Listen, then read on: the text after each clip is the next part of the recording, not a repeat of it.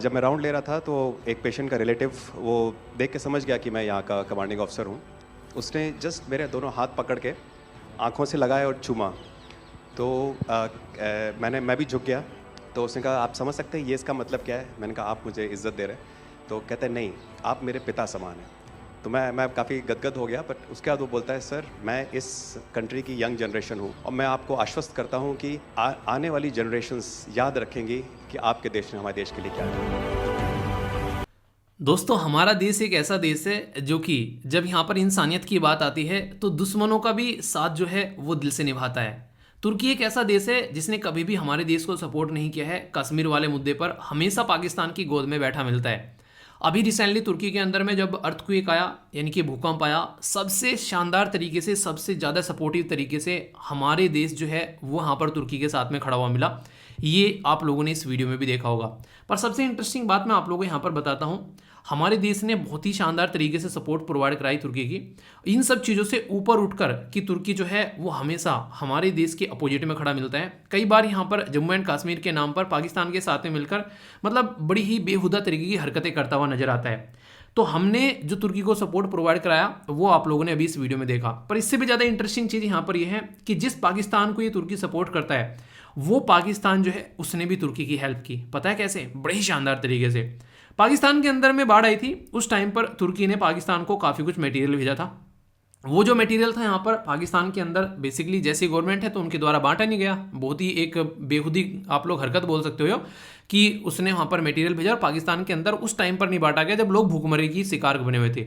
वो ऐसा का ऐसे ही पैकेट में रखा हुआ था। अब पाकिस्तान में क्या किया गया, पाकिस्तान की गवर्नमेंट ने कि तुर्की हमारा दोस्त है, इंडिया भी हेल्प कर रहा है तो हम भी कुछ हेल्प करें।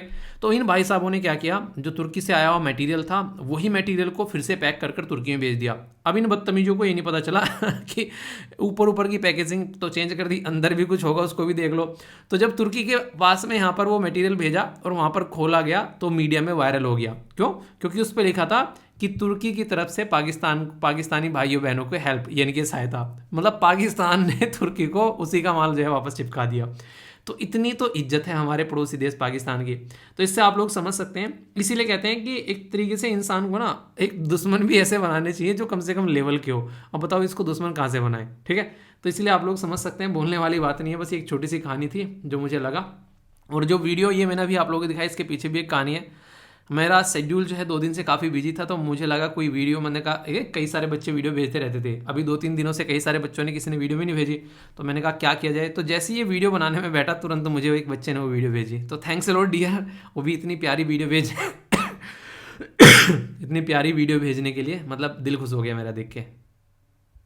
दोस्तों, ये एक इम्पोर्टेंट पर्सनैलिटी थी, अभी हमारे देश की विजिट पर जो हैं आ रहे हैं, यहाँ पर पड़ोसी देश के हैं जिसके साथ में हमारी बनती नहीं है। बताओ इनका नाम क्या है? अभी आगे आने वाले टाइम में आप लोगों को न्यूज़ में देखने को इनका नाम मिल सकता है, तो बताना इनका नाम क्या है। एक बहुत ही बड़ी दुर्घटना रिसेंटली अभी देखने को मिली यहाँ पर। देखो कई बार क्या होता है, बच्चे जैसे नहीं एक तरीके से घर से निकलते हैं, निकलने के बाद में कॉलेज में जाते हैं, फिर वहाँ पर रैगिंग वगैरह होती है, तो कई सारे ऐसे इश्यूज़ यहाँ पर देखने को मिलते हैं। तो जब कोई ऐसी कंडीशन मिलती है, कई सारे बच्चे जो हैं वो इतने ज़्यादा बेसिकली इतने सहम जाते हैं कि कई बार यहाँ पर सुसाइड तक कर लेते हैं। तो ऐसी सिचुएशन यहाँ पर देखने को मिलती है। तो यहाँ पर ऐसा ही एक केस निकल कर आया यहाँ पर अभी, जो मेडिकल स्टूडेंट थे। तो यहाँ पर ये सिचुएशन आप लोग यहाँ पर देखते हैं। तो इसके ऊपर काम करना काफ़ी ज़्यादा ज़रूरी है कि जब कोई बच्चा निकल कर आता है, एक तो 12th से मान लीजिए कोई घर पर ही है जिसने हॉस्टल की ज़िंदगी देखी नहीं है, तो बहुत सारी ऐसी सिचुएशन यहाँ पर देखने को मिलने लगती हैं कि इंसान जो है घर से बाहर रहकर वैसे ही लोनली फील करता है, ऊपर से कोई माहौल ना मिले ढंग का। कई सारे बच्चे इतने ना एक तरीके से इंट्रोवर्ट होते हैं जिसकी कुछ हद नहीं। और जैसे मुन्ना भाई एमबीबीएस मूवी आप लोगों ने देखी होगी कि इतना ज़्यादा हरासमेंट किया जाता है कई बार, यहाँ पर इतनी ज़्यादा हरकतें होती है, खासकर मेडिकल कॉलेज में बोलते हैं रैगिंग जो है बड़ी खतरनाक होती है। तो ये कोई मेडिकल स्टूडेंट है तो यहाँ पर बता सकता है। तो इसकी वजह से यहाँ पर ऑलरेडी बहुत सारे ऐसे रूल और रेगुलेशन यहाँ पर बना रखे हैं ताकि ये ऐसी चीज़ें न देखने को मिले यहाँ पर। खुद सोचो, एक बच्चा जैसे तैसे लगकर मेडिकल की पढ़ाई कर रहा है, फिर एक कॉलेज में जा रहा है वहाँ पर, और जाने के बाद में ये सिचुएशन देखने को मिल रही है। मौज मस्ती अपनी जगह पर, ऐसी मौज मस्ती किस काम की यार कि वो यहाँ पर इंसान की जान ले ले। तो ये काफ़ी ज़्यादा खतरनाक चीज़ देखने को मिली। आप लोगों ने क्या क्या क्या रखा है बताना, मेडिकल या फिर इंजीनियरिंग, और कभी कोई ऐसी सिचुएशन बनी कि बहुत ज़्यादा रैगिंग हुई हो आप लोगों की। मतलब मैं था जब कॉलेज में, यहाँ पर अच्छी बात क्या थी कि मेरे जो लोकल के मतलब नहीं, जैसे मेरा जो गांव है उसके पास में जो तहसील है उसके पास का एक सीनियर मिल गए थे मुझे, ठीक है। तो भाई साहब उन्होंने जो है मतलब बिल्कुल भी मतलब ना के बराबर रैगिंग मतलब रैगिंग तो ना के बराबर हो गई थी फिर, ठीक है। कहने लगे यार ये तो भाई है। तो ये एक अच्छी बात लगी थी मुझे उस टाइम पर, वरना मैं भी अंदर से सहमा था। मैंने कहा पता नहीं यार क्या क्या कराएंगे, क्या क्या बोलेंगे। तो मतलब मेरा पीछा छूट गया था वहाँ पर। हालांकि दोस्त थे साथ में, उनका नहीं छूट पाया था क्योंकि वे दूसरे ही रह गए थे। बोले थे कि तुमको कंसेशन मिलेगा बस, ठीक है। तो ये थी। बाकी इंपॉर्टेंट बात क्या है जो हिंदू की मुझे सबसे प्यारी लगती है कि जब भी कोई ऐसा केस आता है यहाँ पर जहाँ पर कुछ इस तरह की कंडीशन बनती है, तो यहाँ पर हमेशा एक कॉन्टैक्ट नंबर देते हैं ताकि उस सिचुएशन को हैंडल किया जा सके। तो कभी भी कोई ऐसी रही चीज़ें तो यहाँ पर ये नंबर जो है किसी के साथ में शेयर कर सकते हो या फिर किसी को बता सकते हो आप लोग यहाँ पर, ठीक है। तो ये कहा था कि ऐसी चीज़ें न देखने को मिले। और आप लोगों ने कभी किसी की रैगिंग ली है? खुद से आप लोगों ने किसी की रैगिंग ली है? मैंने तो कभी किसी की नहीं ली, ठीक है। कोई अगर ले भी रहा था जिस टाइम पर हम लोग सीनियर हो गए थे, मैंने कहा जाने दो यार, फालतू में क्यों बेचारे को परेशान कर रहे हो, वैसे फ्रस्ट्रेटेड इरिटेट हुए घूमते हैं दुनिया। तो ये चीज़ें हैं यार, गलत चीज़ है। पर फिर भी एक मौज मस्ती है, ठीक है अपनी जगह पर, इतना कि वो परेशान हो जाए तो वो इतना नहीं करना चाहिए। तो कैसे हो दोस्तों, मैं आशा करता हूँ शानदार तरीके से आप लोग अपनी लाइफ को एंजॉय कर रहे हो और जिंदगी की सारी टेंशन को भूलकर अपने काम पर फोकस कर रहे हो। तो कैसा रहा कल का दिन, कितने मार्क्स दोगे कल के दिन को? और आज के दिन का प्लान आप लोगों की टेबल पर है, आप लोगों के दिमाग में है कि कैसे टाइम को यूटिलाइज करना है। अगर ये प्लान आप लोगों के दिमाग में नहीं है तो मैं बता रहा हूँ कि ज़िंदगी जो है ऐसे ही कटती चली जाएगी, आज सारा टाइम ऐसे ही निकल जाएगा, कुछ भी ऐसा नहीं लगेगा कि प्रोडक्टिव किया है। तो 2 मार्च से शानदार डिस्कशन रहेगा, बहुत सारे आर्टिकल डिस्कस करूंगा अलग अलग न्यूज़पेपर में, ताकि सारी चीज़ें जो हैं अच्छे से अंडरस्टैंड आप लोग कर सको। इसी के साथ में जय हिंद। जय हिंद कभी कभी मैं भूल जाता हूँ, वीडियो के एंड में तो मैं बोलता हूँ पर लेकिन स्टार्टिंग में भूल जाता हूँ, ठीक है। एक बच्चा कह रहा है कि सर जय हिंद बोला करो। जय हिंद दोस्तों ठीक है, ठीक है, आज से आपकी बात मानेंगे, जय हिंद दोस्तों बोलेंगे, ठीक है। तो यहाँ पर इसके बारे में बेसिकली काफ़ी प्यारी सी एक कोटेशन है यहाँ पर आप लोगों से रिलेटेड। यहाँ पर बोला है कि रेस चाहे गाड़ी की हो या फिर जिंदगी की, जीतता वही है जो सही वक्त पर गियर चेंज करता है। अब कई सारी ऐसे मैसेज आ रहे हैं मेरे पास में कि सर कैसे मैनेज करें। एक साइड में तो हम लोग यूपीएससी की तैयारी कर रहे हैं प्रीलिम्स की, और एक साइड में यहाँ पर एपीएफओ या फिर एपीएफसी की तैयारी कर रहे हैं। तो यार ये चीज़ें आप लोगों को यहाँ पर मैनेज करनी पड़ेगी काफ़ी अच्छे से, क्योंकि जिस तरीके से आप लोग देखो, मैं भी जॉब, ये आप लोगों के लिए कोर्स, और इसी के साथ में आप लोगों के लिए यूट्यूब पर फ्री लेक्चर, ये सारी चीज़ें मुझे मैनेज करनी पड़ती है। तो इस चीज़ को मैनेज करने के लिए मुझे बैलेंस बनाना पड़ता है। मॉर्निंग में उठते ही पहले मुझे पता होता है कि मुझे क्या काम करना है। क्यों? क्योंकि इवनिंग में ही मेरा पूरा शेड्यूल तैयार रहता है, एक एक मिनट मुझे कहाँ यूटिलाइज करनी है। जब मुझे ये पता है तो मैं सारे टाइम को ढंग से यूटिलाइज कर पा रहा हूँ। अगर मुझे वो नहीं पता होगा तो ना तो ये वाला लेक्चर आएगा ना वो वाला लेक्चर आएगा जो बेसिकली ऐप पर है कोर्स का, और ना ही मेरा काम ढंग से कंप्लीट हो जा पाएगा और मैं जो है कहीं फ्रस्ट्रेट होकर बैठा मिलूंगा। तो ज़िंदगी में अगर आप लोग चाहते हो चीज़ों को ढंग से लेकर चलना, तो आप लोगों को अपनी चीज़ें पता होनी चाहिए। और जब आप लोगों को अपनी चीज़ें पता होगी तो तभी आप लोग ज़िंदगी में गियर जो है वो भी चेंज कर पाओगे अच्छे से, और अपने सारी चीज़ों में एक बैलेंस बनाकर चल पाओगे। वरना फ्रस्ट्रेशन होगा, पॉलिटी करें, हिस्ट्री करें, ज्योग्राफी करें, ऊपर से एपीएफसी का आ गया, अकाउंटेंसी करें, इंडस्ट्रियल रिलेशन, लेबर लॉज करें, सीसेट आ गया, ये क्या करें। तो सारी चीज़ें आप लोगों को इस तरीके से नजर आएंगी। तो ये आप लोगों को सीखना है कि आप लोगों को क्या करना है, ठीक है। आई होप कि माइंड में क्लैरिटी आई होगी। कैसा लगा था कल का लेक्चर जरूर बताना, अच्छे से आप लोगों ने इसको एंजॉय किया कि नहीं किया, ठीक है। दूसरा लेक्चर जो है ये अपलोड कर दिया गया है, पर लेकिन ये लेक्चर डेमो की कैटेगरी में नहीं आएगा, ठीक है। तो ये आप लोग याद रखिएगा, क्योंकि यहाँ पर मैंने आप लोगों को बहुत सारी चीज़ें बता दी हैं। अब आप लोग चीज़ें समझ रहे होंगे। कई सारे बच्चे जो हैं अभी ऐसी हरकतें कर रहे हैं, तो प्लीज़ रिक्वेस्ट है ऐसी हरकतें मत करो यार। सोचो तो सही, मतलब ऐसा कैसे कर सकते हो आप लोग। ये बच्चा कह रहा है कि सर गलती से एक कोर्स जो है वो 2 बार खरीद लिया, मतलब अपने अकाउंट से 2 बार पैसे पे कर दिया आपने एक कोर्स के लिए। अब सोचो, अब यहाँ पर इनको मैंने बोला कि अपना आईडी दो, नंबर दो, अब वहाँ से जाके उसको कोर्स को कैंसिल कराना, फिर इनका वापस करना। समझ रहे हो आप लोग? ये चीज़ें मुझे जो है सबसे ज़्यादा जो है परेशान कर रही हैं आज की डेट में। ऐसे ऐसे लोग हैं, मतलब पहले मैंने बोल दिया कि एक ही कोर्स में आप लोगों को इनरोल करना है, रेगुलरली ये हरकतें कर रहे हैं। मैं बोल रहा हूँ कि यार एक कोर्स में इनरोल कर लो, प्रो वाले में, तो टेस्ट सीरीज भी मिल जाएगी। अगर ये वाला नहीं करना है तो टेस्ट सीरीज में इनरोल कर लो, फिर आप लोग अपना जो पढ़ रहे हो उसको पढ़ते हो आराम से। पर लेकिन आधे महानुभाव इसमें भी इनरोल कर रहे हैं, इसमें भी इनरोल कर रहे हैं, फिर कह रहे हैं सर इसमें तो टेस्ट सीरीज है, अब हमारा ये पैसा रिफंड कर दो। तो ये चीज़ें मत करो यार, मत करो, मतलब मत करो का मतलब मत होता है, ठीक है। एक छोटी सी बात यहाँ पर जो मैं आप लोगों को बताना चाह रहा हूँ, जो एप्पल फ़ोन यूज़ कर रहे हैं वो जब अपना बेसिकली मोबाइल में वेबसाइट खोलेंगे studyloverweer.in, तो यहाँ पर एक लोगो बना हुआ आएगा एप्पल लाइट का, तो उसको आप लोग बेसिकली डाउनलोड कर लेना। उसमें आसानी से आप लोग अपने एप्पल फ़ोन के अंदर ही ये सारे के सारे लेक्चर देख पाओगे, कोई भी डाउट नहीं रहेगा। और कुछ अपग्रेडेशन उस पर कर दिया है ऐप पर, ऐप को जाकर अपडेट कर लेना। कुछ ऐसे बच्चे हैं जो कि देश के बाहर देख रहे हैं, वो भी बेसिकली कनेक्ट होना चाह रहे थे, तो अब आपके ऐप भी आपके पास में चल जाएगा, जो भी देश के बाहर है वो भी यहाँ पर अब इसको एंजॉय कर सकता है। तो उसमें ऐप में ये अपग्रेडेशन भी करा दिया गया है, यानी कि ऐप अब उस तरीके से भी आप लोग यहाँ पर एंजॉय कर सकते हो। ठीक है, तो ये कुछ बातें थी जो कि मुझे शेयर करनी थी। कुछ बच्चे जो हैं कुछ नेक्स्ट लेवल की बात पूछ रहे हैं, मतलब एक बच्चा कह रहा है कि सर मैं ये कोर्स जो है अपने दोस्त के साथ में मिलकर खरीद सकता हूँ क्या? मतलब मेरे से ही पूछ रहे हैं कि घर में चोरी कैसे करनी है सर मतलब सामने वाले के घर में चोरी कैसे करनी है उससे पूछा जा रहा है देखो यार, बोलने वाली बात है नहीं वैसे डायरेक्टली, पर हाँ आप लोग ऐसा कर सकते हो। ठीक है, पर लेकिन कोशिश ये करना, इसमें एक चीज़ का ध्यान रखना, अगर दो बच्चे मिलकर एक कोर्स खरीद रहे हो, क्योंकि दो मिलकर तो बहुत ही सस्ता हो जाएगा। देख लो आप लोग, वैसे भी इतना सस्ता है 399 में। ठीक है, सोच समझ कर बहुत सस्ता रखा था। अगर ये भी आप लोगों को महंगा लग रहा है तो दो लोग मिलकर खरीद लो। पर लेकिन एक बात ध्यान रखना, एक साथ दोनों एक मोबाइल में उसको लॉगिन मत करना, फिर दिक्कत होने लगेगी आप लोगों को। अगर ये ज़्यादातर रिपीट हो गया, एक ही साथ में आप लोग उसको ओपन कर रहे हो, तो फिर आप लोगों को दिक्कत देखने को मिल सकती है। हो सकता है आपका रजिस्ट्रेशन भी जो है कैंसिल हो जाए। कोशिश ये करना कि बिल्कुल अलग अलग टाइम पर ही उसको ओपन करना है, ऐसा ना कि ओवरलैप हो जाए, दोनों एक साथ ट्राई कर रहे हैं। ठीक है, तो फिर वो सिस्टम में कैच हो जाता है और फिर दिक्कत हो जाएगी। फिर मुझे मत बोलना, फिर टेक्निकल टीम के पास में इशू जाएगा और फिर सरदर्दी होगी, पता चला ऐसे ही केसेस में लगा हूँ। इसीलिए मैं इसको थोड़ा सा इग्नोर कर रहा था। ठीक है, तो क्या, तो क्योंकि मुझे पता है फिर दूसरे तीसरे दिन ऐसे केसेस सर हमारा रजिस्ट्रेशन कैंसिल हो गया।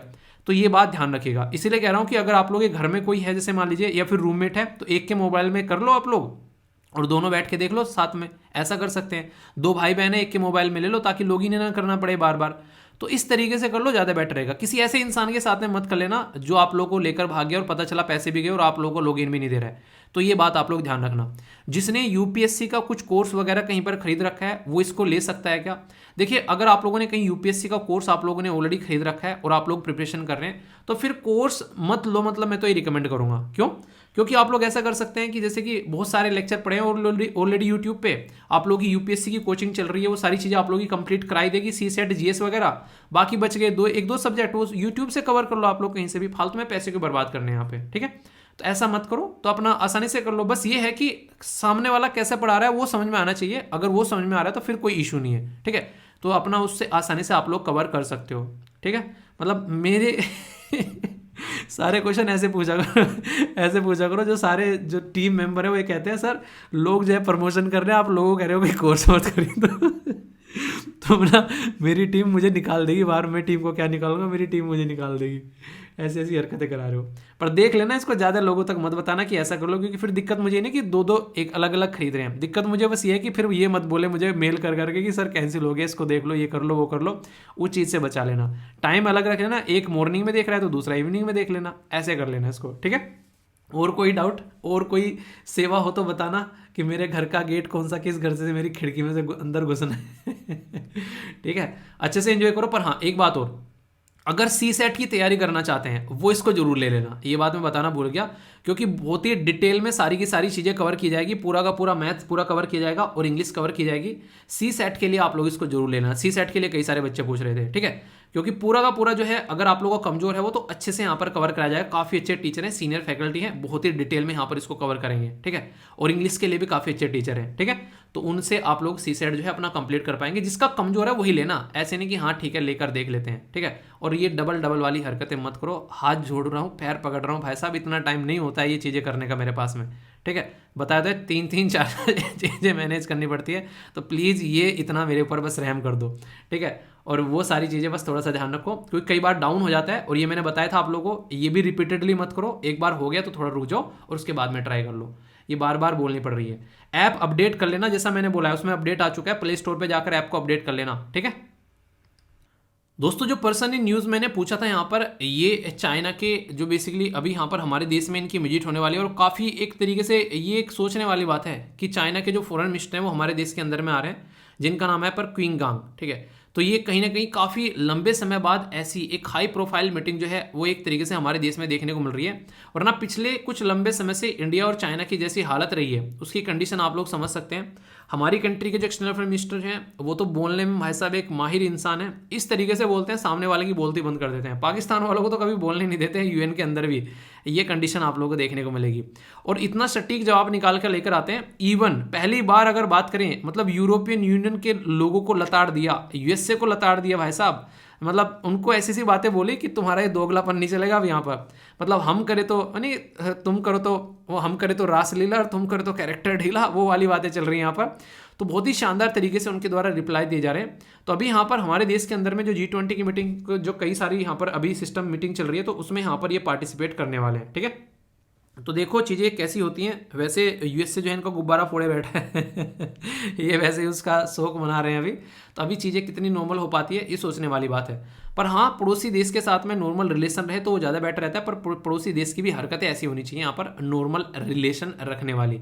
हमारे देश के कितने सारे राज्य जो हैं वो चाइना की बॉर्डर को टच करते हैं, ये आप लोगों को बताना है। कि मैप बेस्ड क्वेश्चन होगा, जाकर इसको मैप में आप लोग निहारिएगा एक बार। ठीक है दोस्तों, बहुत ही इंपॉर्टेंट और बहुत ही इंटरेस्टिंग आर्टिकल है। और आर्टिकल के बारे में मैं बोलूँ तो कुछ चीज़ें आप लोगों को ये जानने को मिलेगी कि ऐसा भी होता है। जी हाँ दोस्तों, ये जो आर्टिकल है जीएस पेपर 2 के साथ में आप लोग इसको कनेक्ट कर सकते हैं गवर्नमेंट इनिशिएटिव के साथ में। अभी हुआ क्या है, गवर्नमेंट का एक मिशन है जिसका नाम है मिशन शक्ति। मतलब एक स्कीम है जिसमें नारी सुरक्षा, नारी सम्मान और नारी स्वावलंबन, यानी कि सशक्तिकरण आप लोग यहाँ पर बोल सकते हैं। तो यहाँ पर ये पर्टिकुलर स्कीम जो है इन चीज़ों के ऊपर फोकस देकर चलती है। रिसेंटली अभी सुप्रीम कोर्ट ने क्या किया, सरकार को तलब किया कि भाई साहब क्या चल रहा है ज़िंदगी में, थोड़ा आओ कभी हमारी गली में भी। तो यानी कि सुप्रीम कोर्ट ने सरकार को बोला कि बस मुझे ये बता दो कि जो मिशन शक्ति तुमने लॉन्च किया था वो मिशन शक्ति कितना कारगर तरीके से काम कर रहा है। क्या रियलिटी में तुम जो है डोमेस्टिक जो लोगों के साथ में, जो खासकर महिलाओं के साथ में जो वायलेंस हो रहे हैं, उसको आप लोग हैंडल कर पा रहे हो। ये एक अम्ब्रेला स्कीम आप लोगों ने बेसिकली ये निकाली थी। अम्ब्रेला स्कीम का मतलब क्या होता है, अम्ब्रेला स्कीम का मतलब होता है कि एक तरीके से मास्टर स्कीम, यानी कि उस स्कीम के अंदर में मैक्सिमम चीज़ें आप लोग की इंक्लूडेड नजर आएगी, यानी कि सब कुछ उस स्कीम के अंदर में कवर हो जाएगा उस पर्टिकुलर सेक्टर से रिलेटेड। ठीक है, तो ये आप लोग की अम्ब्रेला स्कीम है। तो इसी स्कीम को अम्ब्रेला स्कीम इसलिए बोला गया कि अगर कोई भी लड़की जो है वो दिक्कत में है, थोड़ा ध्यान से सुनने गया, ये खासकर लड़कियां ध्यान से सुनना, क्योंकि कई सारे गवर्नमेंट के ऐसे इनिशिएटिव हैं जो कि आप लोगों के लिए फायदेमंद हो सकते हैं। अगर ऊपर वाला ना करे कोई ऐसी कंडीशन कभी बने तो पता होना चाहिए, कम से कम जागरूक रहना चाहिए।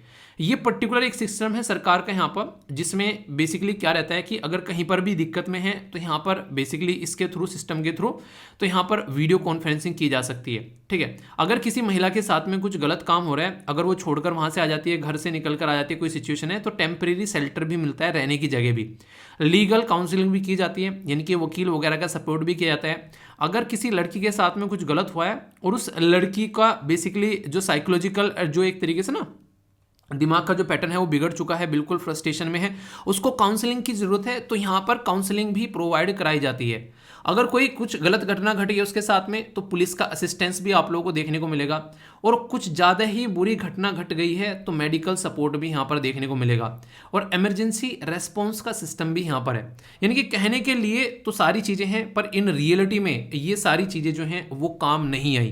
क्यों बोल रहा हूँ ऐसा, क्योंकि रिसेंटली अभी 4.4 लाख केसेस जो हैं वो पेंडिंग पड़े हुए हैं। लगभग 801 जो डिस्ट्रिक्ट जो बेसिकली कोड वगैरह है उनके अंदर में आप लोग यहाँ पर देखने को मिलेंगे। ठीक है, तो ये कहने का मतलब यहाँ पर ये है कि प्रोटेक्शन जो ऑफिसर है आज के डेट में, वो यहाँ पर प्रॉपर जो प्रोटेक्शन प्रोवाइड करा ही नहीं गए, इसकी वजह से यहाँ पर बहुत बुरी कंडीशन देखने को मिली रिसेंटली। अभी मिशन शक्ति के बारे में अच्छी बात ये बोली जा रही थी कि यार ये वन स्टॉप सॉल्यूशन है। वन स्टॉप सॉल्यूशन या फिर वन स्टॉप सेंटर का मतलब क्या होता है कि यहाँ पर आओ, फिर कहीं जाने की जरूरत नहीं पड़ेगी, सारी चीज़ें यहीं पर मिलेगी। यानी कि जैसे मॉल में नहीं जाते हो, मॉल में वहीं पर आप लोग खाना पीना हो गया, वहीं पर मूवी हो गई, वहीं पर ही आप लोग का जो है कुछ एंटरटेनमेंट का अलग साधन वहाँ पर हो गए, तो बिल्कुल वही चीज़ें यहाँ पर बोली गई थी।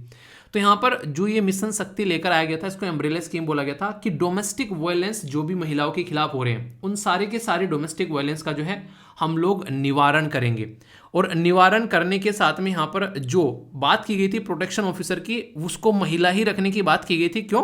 क्योंकि जब बात कर रहा हूँ मैं डोमेस्टिक जो बेसिकली यहाँ पर जो पर्टिकुलर वायलेंस एक्ट है 2005 का, तो उसके तहत यहाँ पर ये बोला गया कि महिलाओं को प्रोटेक्शन प्रोवाइड कराई जाएगी इस पर्टिकुलर कानून के तहत। तो ये काफ़ी एक इंपॉर्टेंट कानून आप लोग यहाँ पर देख सकते हैं, जिसमें जो हेल्प की जाएगी विक्टिम की कि कंप्लेंट फाइल की जाए, यानी कि उसकी कंप्लेंट फाइल करने में हेल्प की जाएगी। नेक्स्ट यहाँ पर बोला गया कि जो एक तरीके से यहाँ पर बोला गया कि इन्फॉर्मेशन जो दी जाएगी पुलिस को अगर कोई भी कंडीशन होती है, ताकि और अच्छे लेवल पर उसको एक सपोर्ट मिल सके यहाँ पर, और जो भी कुछ गलत कर रहा है उसको पकड़ा जा सके। इसी के साथ में यहाँ पर प्रोवाइड कराया जाएगा इमीडिएट प्रोटेक्शन। जो भी यहाँ पर दिक्कत हो रही है तो इमीडिएटली एन केस ने लेट नहीं होना है, किसी भी तरीके से तुरंत तभी सपोर्ट प्रोवाइड कराना है। इसी के साथ में यहाँ पर एक तरीके से जो विक्टिम है उसके रिलेटेड जो लीगल सिस्टम है उसके थ्रू भी सपोर्ट मिलेगी, यानी कि वकील वगैरह के बारे में बात की जा रही है, और कोर्ट की प्रोसीडिंग में भी यहाँ पर आप लोगों को सपोर्ट मिलती हुई यहाँ पर नजर आएगी।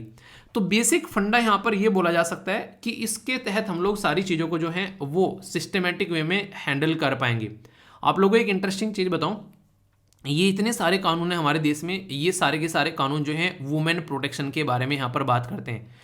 जब सोशल सिक्योरिटी की बात करता हूँ ना मैं, तो ये सोशल सिक्योरिटी यहाँ पर आती है आप लोगों के लिए निकल कर कि सोसाइटी में किस तरीके से आप लोग अलग अलग तरीके से किसी पर्टिकुलर सेक्शन के लिए सपोर्ट प्रोवाइड कराते हैं। तो इतने सारे कानून हैं हमारे देश में जो कि महिलाओं की हेल्प करने के लिए बने हैं, और उसके बाद भी 4.41 लाख केस हमारे सामने निकल कर आ जाते हैं।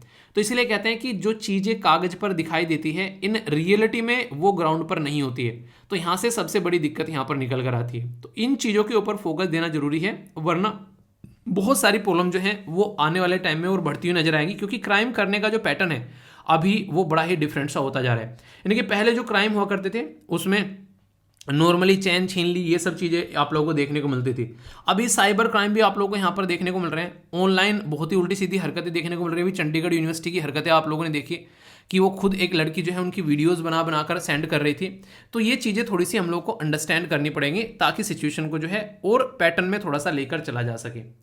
ये पर्टिकुलर मिशन जो है कितनी इंपॉर्टेंस रखता है इससे आप लोगों को समझ में आएगा। जो ये मिशन है 15th फाइनेंस कमीशन के द्वारा 2021-22 से लेके 25-26 तक का यहाँ पर लॉन्च किया गया था, ताकि महिलाओं को यहाँ पर सेफ्टी, सिक्योरिटी और एम्पावरमेंट फील हो सके। यानी कि महिलाओं को ये लगे कि यार कोई तो है यहाँ पर हमारी सुरक्षा, हमको सशक्तिकरण करने के लिए, ताकि कुछ भी दिक्कत हो तो हमारे पास में कोई खड़ा मिले। यहाँ पर ये जैसे स्कीम है ऐसे यहाँ पर आप लोगों को ये संबल स्कीम देखने को मिलेगी। ये भी सिक्योरिटी के बारे में बात करते हैं। इसमें भी यहाँ पर वन स्टॉप सेंटर की बात की जाती है, महिला पुलिस वॉलेंटियर की बात की जाती है, हेल्पलाइन नंबर, इसी के साथ में सुधार गृह, उज्ज्वला जो यहाँ पर इनके साथ में सिस्टम आप लोगों को यहाँ पर देखने को मिलता है। इसी के साथ में यहाँ पर सामर्थ्य, ये वुमेन के लिए यहाँ पर स्कीम आप लोगों को देखने को मिलेगी। ऐसे ही यहाँ पर इंक्लूडिंग बेटी बचाओ बेटी पढ़ाओ, प्रधानमंत्री मातृत्व वंदना योजना, ये सारी महिलाओं का जो सेक्शन है सोसाइटी में उसको सपोर्ट करने के लिए बनाई गई है। पर इन रियलिटी में यहाँ पर ग्राउंड लेवल पर जब जाकर आप लोग देखोगे इन स्कीम का कोई ज़्यादा इंपैक्ट पड़ता नहीं है। अभी भी एक कुछ दिनों पहले एक वीडियो वायरल हो रही थी, ये बोला जा रहा था कि बेटी बचाओ बेटी पढ़ाओ में जितना भी पैसा आता है उसका मैक्सिमम पैसा जो है वो एडवर्टीजमेंट में खत्म हो जाता है। यानी कि इस स्कीम को इंप्लीमेंट करने के लिए पैसा है ही नहीं है। समझ रहे हैं आप लोग, यहाँ पर काम करने के लिए पैसा नहीं है, बस एडवर्टीजमेंट के लिए पैसा बन गया है। वैसे ऑब्जेक्टिव तो यही था कि सारी जो भी लड़कियां हैं, जो भी महिलाएं हैं, उनको सपोर्ट यहाँ पर मिल सके अच्छे लेवल पर, एक होलिस्टिक डेवलपमेंट हो सके, कि रात देर दुरुस्त भी अगर हमारी जो बहन बेटियां हैं वो चाहे कहीं काम करना तो वो काम कर सके, अपनी ज़िंदगी को थोड़ा सा प्रोटेक्शन प्रोवाइड कराया जा सके। अगर कोई ऐसी सिचुएशन होती है तो कंपनसेशन के बारे में बात की जाती है। कई बार ऐसी भी सिचुएशन देखने को मिली है कि कई ऐसी महिलाएं हैं जिनके साथ में काफ़ी कुछ गलत हुआ है, पर प्रॉपर वे में उनके पास में कंपनसेशन तक नहीं पहुंचा है। तो ऐसी भी चीज़ें आप लोग यहाँ पर बोल सकते हो। तो इसके ऊपर काम करना काफ़ी जरूरी है, जो कि आप लोग यहाँ पर समझ सकते हो। मिशन शक्ति जो इनिशिएटिव है यहाँ पर, उसमें आप लोगों को बताना है कौन सी मिनिस्ट्री का ये इनिशिएटिव है। देखता हूँ कौन सी आंसर देता है। ये है ministry of women and child development, defence research and development, या फिर गवर्नमेंट ऑफ उड़ीसा। इनके द्वारा किसके द्वारा मिलकर यहाँ पर मिशन शक्ति जो है वो लॉन्च किया गया था। अभी यहाँ पर ये अलग तरीके से क्वेश्चन है, मैं आप लोगों को बताऊंगा तो आप लोगों की समझ में आएगा। नेक्स्ट यहाँ पर बात की जा रही है किसके बारे में, सामर्थ्य। सामर्थ्य स्कीम जो है उसके बारे में बात की जा रही है। तो सामर्थ्य स्कीम अंडर द मिशन, जो सामर्थ्य स्कीम जो है बात की जाएगी, स्कीम जो है यहाँ पर अंडर सामर्थ्य कैटेगरी मिशन शक्ति के कौन सी आप लोगों को देखने को मिलती है। प्रधानमंत्री मातृत्व वंदना योजना, बेटी बचाओ बेटी पढ़ाओ, या महिला पुलिस वॉलेंटियर। सही आंसर क्या है? ए में बोला गया 1 and 2, बी में बोला गया 2 and 3, सी में बोला गया 1 and 3 एंड डी में बोला गया ऑल ऑफ द अबोव। तो यहाँ पर सही आंसर आप लोगों को चूज करना है, तो चूज करो। देखता हूँ आप में से कौन कौन जो है बिल्कुल करेक्ट आंसर देता है। जो भी करेक्ट आंसर देगा उसकी पीठ थपथपाएंगे, ठीक है। मैंने कहा ले जा नाना, ना नाना पाटेकर वाली मूवी, ले जा शाबाशी दे इसकी पीठ थपथपा। उदय भाई मुझे लगा आप मेरी पीठ थपथपाओगे यार, ले जा इसकी पीठ थपथपा। जैसे तैसे घेर घोट कर सजना के लिए रिश्ता लेकर आए थे, इसने वो भी भगा दिया। तो वही चीज़ मुझे याद आ गई। क्वेश्चन भी है 2019 में यूपीएससी ने पूछा यहाँ पर, बोला कि empowering women is the key to control the population growth discuss. आप लोगों ने अक्सर देखा होगा, ये आप लोगों ने आसपास फील भी की होगी कि एक ऐसी जो महिला, एक ऐसी लड़की, एक ऐसी औरत जो कि पढ़ी लिखी औरत है, वो अब आज की डेट में आप लोगों को देखने को मिलेगा कि ऐसा नहीं कि एक तरीके से कि हाँ ज़्यादा बच्चे के ऊपर ध्यान रख पाती है, खासकर कई तरीकों से। एक तो पढ़ाई के पॉइंट ऑफ व्यू से आप लोग बोल सकते हैं, या और भी कई सारी ऐसी चीज़ें कि जो कि एक तरीके से ना आप लोग बोल सकते हैं कि ज़्यादा, जैसे पहले ज़्यादा बच्चे पैदा होते थे तो उनको ये भी रहता है कि अपने प्रोटेक्शन भी अच्छे से, मतलब एक तरीके से चीज़ों को प्रोवाइड करा पाते हैं कि बच्चे ज़्यादा ना हो, ठीक है। तो जो भी उसके लिए सिस्टम यूज़ करना होता है, तो ये भी एक अच्छा पैटर्न यहाँ पर देखने को मिल रहा है कि जब पढ़ी लिखी महिला होती है तो पॉपुलेशन ग्रोथ कंट्रोल होता है। ज़्यादा पढ़ी लिखी महिला क्या करेगी, जॉब करेगी। जॉब करेगी तो ऐसा नहीं कि एक तरीके से बच्चे ज़्यादा आप लोगों को होते हुए नजर आएंगे, बच्चे भी कम ही आएंगे। तो आज की डेट में तो ये कंडीशन होगी कि ये तो एक बच्चा कर लिया, मैक्सिमम 2 कर लिया। पर लेकिन अगर आप लोग पुराने टाइम पे देखोगे, पुराने टाइम पे क्या, ज़्यादा दूर जाने की जरूरत नहीं है, अपनी ही अगर कैटेगरी को थोड़ा सा आप लोग देखोगे, मतलब आसपास में अपने या फिर अपने जो मम्मी पापा यहाँ तक ही अगर देखोगे, उससे थोड़ी सी पहली जनरेशन भी अगर आप लोग देखोगे, तो आप लोगों को देखने को आसानी से मिल जाएगा कि 4-4, 5-5 यहाँ पर बच्चे भी आसानी से हुआ करते थे। उसके पीछे रीज़न हुआ करता था। अभी फिलहाल के टाइम पर ऐसा नहीं है, पहले ऐसा था कि 4 बच्चे पैदा हुए, 4 में से 2 बचे हुए। इतनी ज़्यादा डेथ रेट था हमारे देश के अंदर में। ऐसा नहीं है कि और कुछ काम नहीं था, उनको बच्चे पैदा करते थे बस। तो वो एक तरीके से डर हुआ करता था कि कम से कम 1-2 तो बच जाएगा एंड तक आते आते। तो इतनी बीमारियां बच्चों से रिलेटेड होती थी। इसीलिए अभी आप लोगों ने देखा होगा, जब कोई बच्चा पैदा होता है उसको 5 साल तक इतने सारे इंजेक्शन ठूसे जाते हैं बेचारे को, कि वो जो है बार बार परेशान हो जाता है कि ये कर क्या रहा है मेरे साथ में, मुझे ये समझ में नहीं आ रहा है। तो ये सिचुएशन आज की डेट में देखने को मिलती है। तो ये काफ़ी बड़ी बात है, पर इसका मतलब ये बिल्कुल नहीं है, कतई नहीं है। कभी बोलने लोगों की पढ़ी लिखी लड़की ही एक अच्छे से बच्चे को संभाल पाती है, फिर औरत, ऐसा बिल्कुल नहीं है, ठीक है। बिना इसका बेसिकली माँ जो होती है वो माँ होती है, उसमें पढ़ाई का कोई ज़्यादा ऐसा होता नहीं है, वो तो ममता होती है। मूवी नहीं देखी अभी जो आ रही है रानी मुखर्जी की, मतलब मैं तो पक्का देखना है मूवी वो, ठीक है। वो चटर्जी वर्सेस नॉर्वे वाली, ठीक है, देखना उसको मूवी को जरूर, नेक्स्ट लेवल की मूवी है। तो आंसर क्या हो गया यहाँ पर, सही आंसर है 1 और 2 सही, ठीक है। तो इसके बारे में हम लोगों ने डिस्कस किया यहाँ पर, तो ये आप लोगों के सामने है यहाँ पर। तो ये पर्टिकुलर क्वेश्चन के अंदर 2 स्कीम है, तीसरी स्कीम जो यहाँ पर बताई गई है वो यहाँ पर नहीं है, ठीक है। तो आंसर यहाँ पर इसका ए हो गया। अब जो क्वेश्चन ऊपर वाला था, डिस्कस किया था, इसका आंसर क्या है, इसका आंसर है डी। अभी याद रखिएगा यहाँ पर उड़ीसा गवर्नमेंट के द्वारा भी यहाँ पर मिशन शक्ति प्रोजेक्ट जो है वो लॉन्च किया गया था 2021 में, ताकि महिलाओं को इकोनॉमिकली इंपावर किया जा सके। तो अगर उड़ीसा में स्टेट पीसीस की आप लोग तैयारी कर रहे हैं तो ये क्वेश्चन आप लोगों से पूछ लिया जाएगा। इसको कंफ्यूज मत करना, मिशन शक्ति आप लोगों से वो भी पूछा जा सकता है। जो मिशन शक्ति लॉन्च किया गया था देश के अंदर में, जो डीआरडीओ के द्वारा बेसिकली बैलिस्टिक मिसाइल का यूज करके हवा में सैटेलाइट को डिस्ट्रॉय किया गया था। अपना ही सैटेलाइट अपने आप तोड़ दिया था डीआरडीओ ने। क्यों? डीआरडीओ का दिमाग खराब हो गया क्या? डीआरडीओ का दिमाग खराब नहीं हुआ है, देश की रक्षा करने के लिए जरूरी था कि कल को कोई अगर हमारे सैटेलाइट को उड़ाए, हमारा पूरा कम्युनिकेशन सिस्टम बर्बाद कर दे, तो हमारा डीआरडीओ इतना सख्त है यहाँ पर, हम भी जो है उसकी खोपड़ी में अपनी मिसाइल दागेंगे, ऐसा आप लोग बोल सकते हैं, ठीक है। तो ये एक तरीके से एक्सपेरिमेंट था यहाँ पर, जो कि काफ़ी ज़्यादा सक्सेसफुल, शानदार रहा। उसका नाम भी मिशन शक्ति यहाँ पर रखा गया था। अब वुमेन, इसी यहाँ पर बात की जा रही है मिशन, जो यहाँ पर ministry of women and the child development के द्वारा इशू किया गया यहाँ पर मिशन शक्ति स्कीम। तो ये जो मिशन शक्ति स्कीम है, ये जो फिलहाल की, ये 15 फाइनेंस कमीशन के द्वारा यहाँ पर बेसिकली आगे लेकर चलने की बात की गई थी, जो कि आप लोग समझ सकते हैं एक ये वाली स्कीम होगी। तो तीनों मिशन शक्ति, तीनों के नाम मिशन शक्ति हैं। अगर ऑप्शन आएंगे तो आप लोगों को पता होना चाहिए कि एक तरीके से ये भी मिशन शक्ति की ही बात कर रहे हैं। यहाँ पर टेक्नोलॉजी के ऑप्शन आएंगे, यहाँ पर आप लोगों को देखने को मिलेगा बेसिकली जो एक सपोर्ट प्रोवाइड कराने वाले। कुछ भी क्वेश्चन ओवरलैप नहीं होंगे। यूपीएससी बड़े सिस्टमेटिक वे में अपना जो है बेसिकली क्वेश्चन फ्रेम करती है। फिर भी अगर कोई दिक्कत देखने को मिलेगी तो भाई साहब उसको जो है एक तरीके से क्वेश्चन को फिर पता है यूपीएससी रद्द कर देती है। तो टेंशन मत लेना कि सर क्या होगा क्वेश्चन का, ठीक है। ये क्वेश्चन का आंसर जरूर लिखना, मैं आशा करूंगा कि आप लोग क्वेश्चन का आंसर जरूर लिखोगे। कई सारे बच्चे आंसर लिख रहे हैं, तो अगर आप लोग इंटरेस्टेड हो, सही तरीके से यूपीएससी या स्टेट पीसीएस की तैयारी कर रहे हो, तो क्वेश्चन का आंसर, एटलीस्ट एक क्वेश्चन का आंसर आप लोग जरूर दिया करो, क्योंकि at the end of the day जो है काउंट मार्क्स वहीं से ही होने हैं, ये ध्यान रखिएगा जरूर, अगर सीरियस होकर यूपीएससी की तैयारी कर रहे हो तो। दोस्तों ये एक ऐसा टॉपिक है जो कि अपने आप में काफ़ी उम्दा है, और ये एक ऐसा टॉपिक है जो कि काफ़ी लंबा चलने वाला है। इसकी उम्र जो है वो काफ़ी लंबी है। क्यों? क्योंकि आगे भी न्यूज़ आएगा 1 अगस्त 2023 में। अभी फिलहाल टॉपिक को बताता हूँ, क्योंकि आगे जब इसको इन्फोर्स किया जाएगा तो फिर भी ये न्यूज़ में रहने वाला है।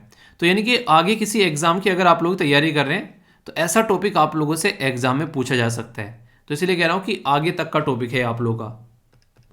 गवर्नमेंट इनिशिएटिव है पर क्या है, food safety and standard authority of जो स्टैंडर्ड अथॉरिटी ऑफ इंडिया है, इसके द्वारा यहाँ पर अभी बात की जा रही है कि एक तरीके से हमारे देश में जो बासमती चावल है उसका एक पर्टिकुलर स्टैंडर्ड है, तो उसको स्पेसिफिक किया जाए और उसको इन्फोर्स किया जाए यहाँ पर हमारे देश के अंदर में, ताकि हम लोग इसको सही से लेकर चल सकें। मैंने आप लोगों को एक बात बताई थी जब मैंने आप लोगों को बेसिकली गेहूं की फसल के बारे में पढ़ाया था कि चावल हमारे देश में ये सबसे ज़्यादा एक तरीके से यूज़ किया जाने वाला, खाए जाने वाला एक खाद्य पदार्थ है। ये आप लोगों को बताया था। कुछ बेसिक चीज़ें मैं बताता हूँ, इससे आप लोग एक अंदाज़ा लगा सकेंगे कि चावल की इंपॉर्टेंस क्या है। इंडिया लार्जेस्ट एग्रीकल्चर क्रॉप है। टोटल जो फूड क्रॉप है हमारे देश के अंदर में उसका 40% जो है वो चावल है। इंडिया जो है वर्ल्ड में लार्जेस्ट यानी कि बिगेस्ट एक्सपोर्टर है, यानी कि 40% जो लगभग आप लोगों को देखने को मिलेगा वो यहाँ पर इंडिया से निकल कर आता है। इंडिया राइस का प्रोड्यूसर अगर बात करें तो ये याद रखिएगा, ये सेकंड नंबर पर आता है आफ्टर चाइना। कंफ्यूज मत हो जाना। लार्जेस्ट हमारा इंडिया जो है वो लार्जेस्ट एग्रीकल्चर क्रॉप है, हमारे देश की लार्जेस्ट एग्रीकल्चर क्रॉप है। बिगेस्ट एक्सपोर्टर भी है हम लोग, और इसके साथ में सेकंड नंबर पर आता है प्रोड्यूस करने में आफ्टर चाइना। तो ये इसके बारे में कुछ बेसिक इन्फॉर्मेशन हो गई जो कि आप लोगों को पता होना चाहिए। अच्छा, मैंने ये तो बता दिया आप लोगों को कि हमारा देश कहाँ पर स्टैंड करता है, पर लेकिन इसके ऊपर कई बार ऐसे आर्टिकल छापे जाते हैं अलग अलग न्यूज़पेपर में जो कि क्रिटिसाइज करते हैं हमारे देश को। क्यों, वो आप लोग समझेंगे इस पर्टिकुलर यहाँ से टॉपिक से। अभी आप लोग यहाँ पर समझिए, यहाँ पर ये बोला गया है कि 1 किलो चावल अगर आप लोग उगाते हैं तो उसमें लगभग 3000 से लेकर 5000 लीटर तक पानी आप लोगों का खर्च होता है। तो सोचो, अगर आप लोग 2 किलो चावल भी बेच रहे हो मार्केट के अंदर में, तो इसका मतलब ये हो गया कि आप लोग 5000 रुपये 1 लीटर के हिसाब से मत लगाओ। अगर आप लोग इसको 2500 भी लगा रहे हो, यानी कि एक तरीके से 2500 लीटर, तो आप लोग बोल सकते हो कि लगभग 2 किलो चावल पे 5000 लीटर आप लोगों ने पानी बेच दिया। और इसी को अगर आप लोग इंटरनेशनल लेवल पर एक्सपोर्ट कर रहे हो, हमने अभी क्या बोला यहाँ पर कि 40% अपना एक्सपोर्ट जो है हम लोग इंटरनेशनल लेवल पर कर रहे हैं। तो मोटे मोटे तौर पर आप लोग बोलो कि हम लोग अपना पानी एक्सपोर्ट कर रहे हैं, हम लोग अपना वाटर एक्सपोर्ट कर रहे हैं। इसीलिए ये थोड़ा सा मुझे मतलब थोड़ा सा सुनकर भी मुझे थोड़ा सा इरिटेशन होता है इस चीज़ को लेकर। जो अमीर देश है ना, जैसे कि यूएसए हो गया, ठीक है, या फिर यूरोपियन ये कंट्री हो गए, ये क्या करते हैं, ये पैसा देते हैं और चावल खरीद लेते हैं, जैसे इंडिया से, चाइना से, इन देशों से। तो यहाँ पर ये लगता है कि अपने पानी को बचा रहे हैं और यहाँ पर चावल नहीं खरीद रहे हैं, हम लोग इनको चावल नहीं बेच रहे हैं, हम लोग अपना पानी बेच रहे हैं। ऐसे ऐसे भी कई बार आर्टिकल जो हैं वो लिखे जाते हैं। तो कहने का मतलब यहाँ पर ये हो जाता है कि अमीर देश जैसे यूएसए है, उसके पास में ऑयल यानी कि तेल का बहुत बड़े बड़े भंडार हैं, पर लेकिन भाई साहब अपने इस्तेमाल नहीं करता है, वो हमेशा खरीद कर लेकर आएगा उन देशों से जो बेच रहे हैं अपना दबाकर, ठीक है। तो खरीदते रहो इनसे, अपना जब आगे काम आ जाएगा।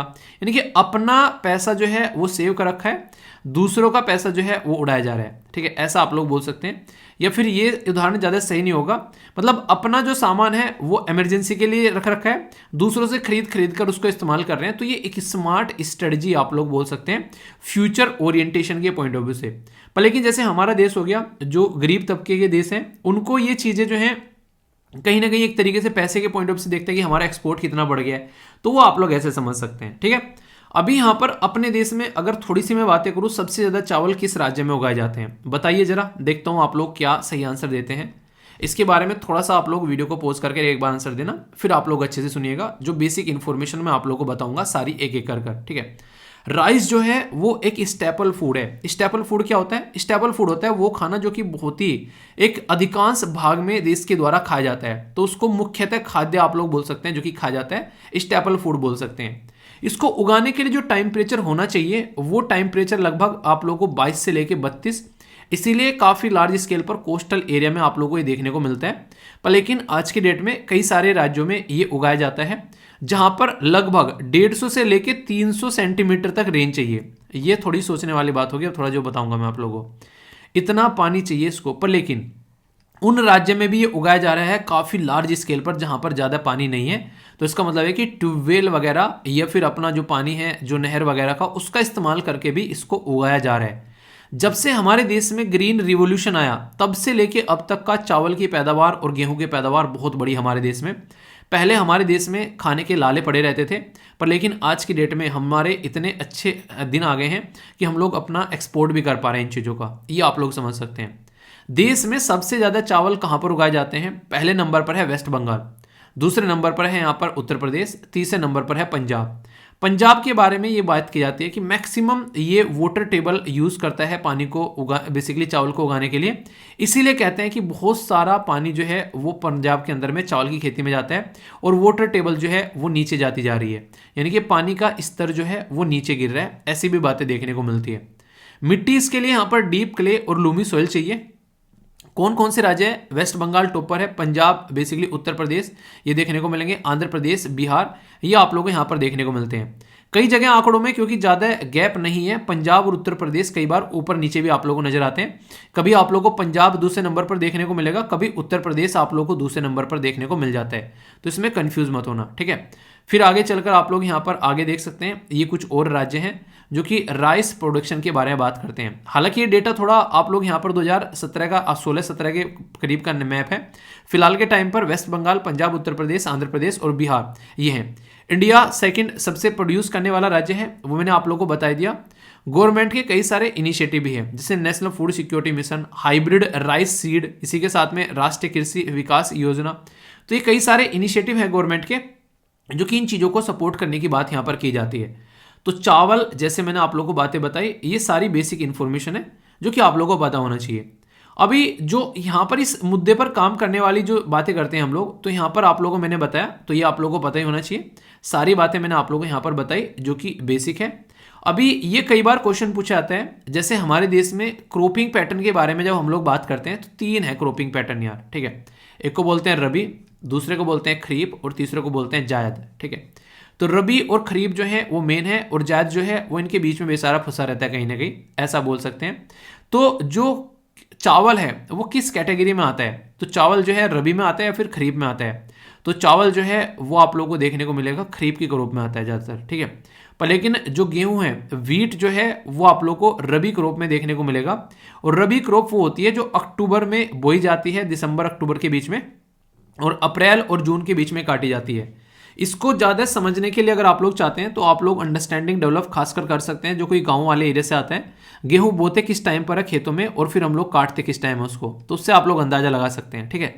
ये आप लोग ऐसी चीज़ें हैं जो आप लोग अपने घर पर पेरेंट्स के साथ में डिस्कस कर सकते हैं, उनसे पूछ सकते हैं, क्योंकि वे कभी ना कभी किसी न किसी गांव से निकल कर आते हैं तो उनको पता है इन सब चीज़ों का, तो आप लोग और अच्छे से क्लैरिटी लेकर आ सकते हैं। तो ये सारी चीज़ें अपने घर वालों से भी डिस्कस किया करो ताकि आप लोग इन चीज़ों को याद रख सको। देखो यार, अपने घर में बिना आप लोग एक अच्छा माहौल बना सकते हैं।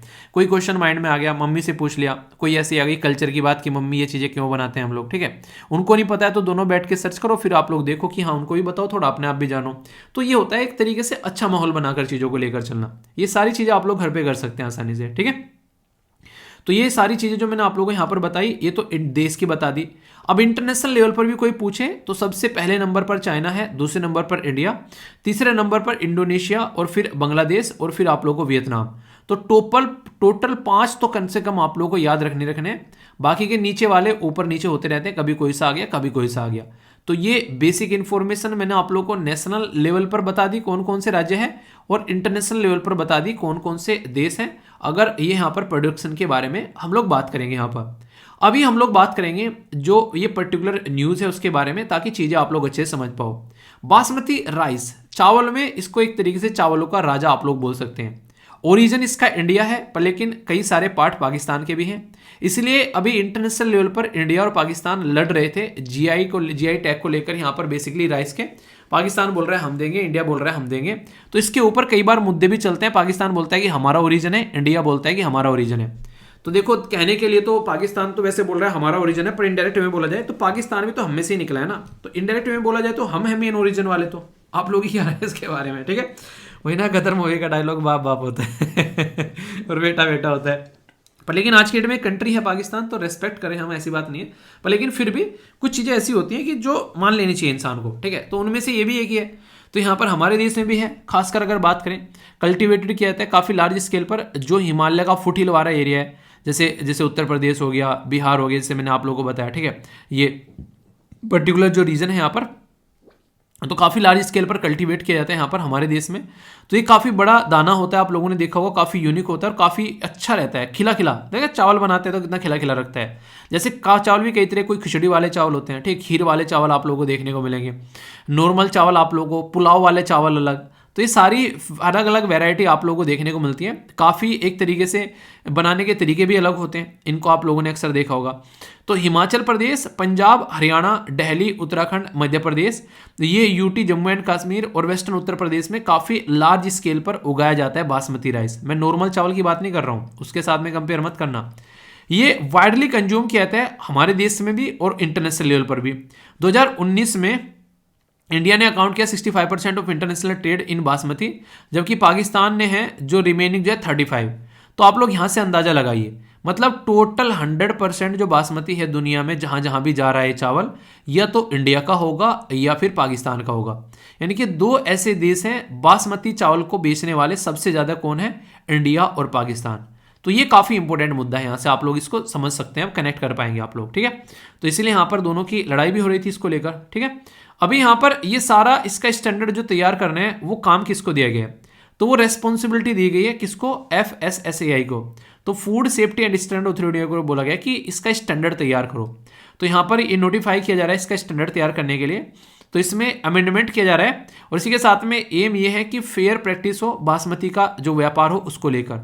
तो इसके चलते स्टैंडर्ड क्या रहेंगे कि नेचुरल फ्रेगनेंस जो उसके अंदर रहती है, उसका कैरेक्टर है बासमती चावल का, उसके अंदर एक प्यारी सी खुशबू आती है, ठीक है। इसी के साथ में कोई आर्टिफिशियल चीज़ें नहीं होनी चाहिए। इसी के साथ में इसका जो साइज है उसको देखना पड़ेगा, क्या उसके साथ में कुछ ऐसा नहीं कि क्या क्या कंडीशन हो रही है उसको पहले और बाद में, नहीं भिगोने के बाद में, पकाने के बाद में, वो सारी चीज़ें। तो एक नेचुरल प्रोसीजर में चीज़ें चलनी चाहिए, क्योंकि जब भी हम लोग इंटरनेशनल लेवल पर कोई चीज़ें ले जाकर बेचते हैं, सबसे गलत चीज़ क्या रहती है कि हमारी चीज़ों पर क्वेश्चन मार्क लगते हैं कि इसके अंदर तो ये कमी है, उसके अंदर तो वो कमी है। तो मतलब किसान जो है इतनी मेहनत कर कर कर खेतों में सामान उगा रहे हैं और फिर इंटरनेशनल लेवल पर जब ये जाता है इंटरनेशनल मार्केट में, तो हमारी इंसल्ट होती ही वहाँ पर नजर आती है कि यार ये इंडिया का है, सही स्टैंडर्ड का नहीं है। तो वहाँ पर कहीं ना कहीं एक तरीके से हमारे किसानों की भी इंसल्ट होती है।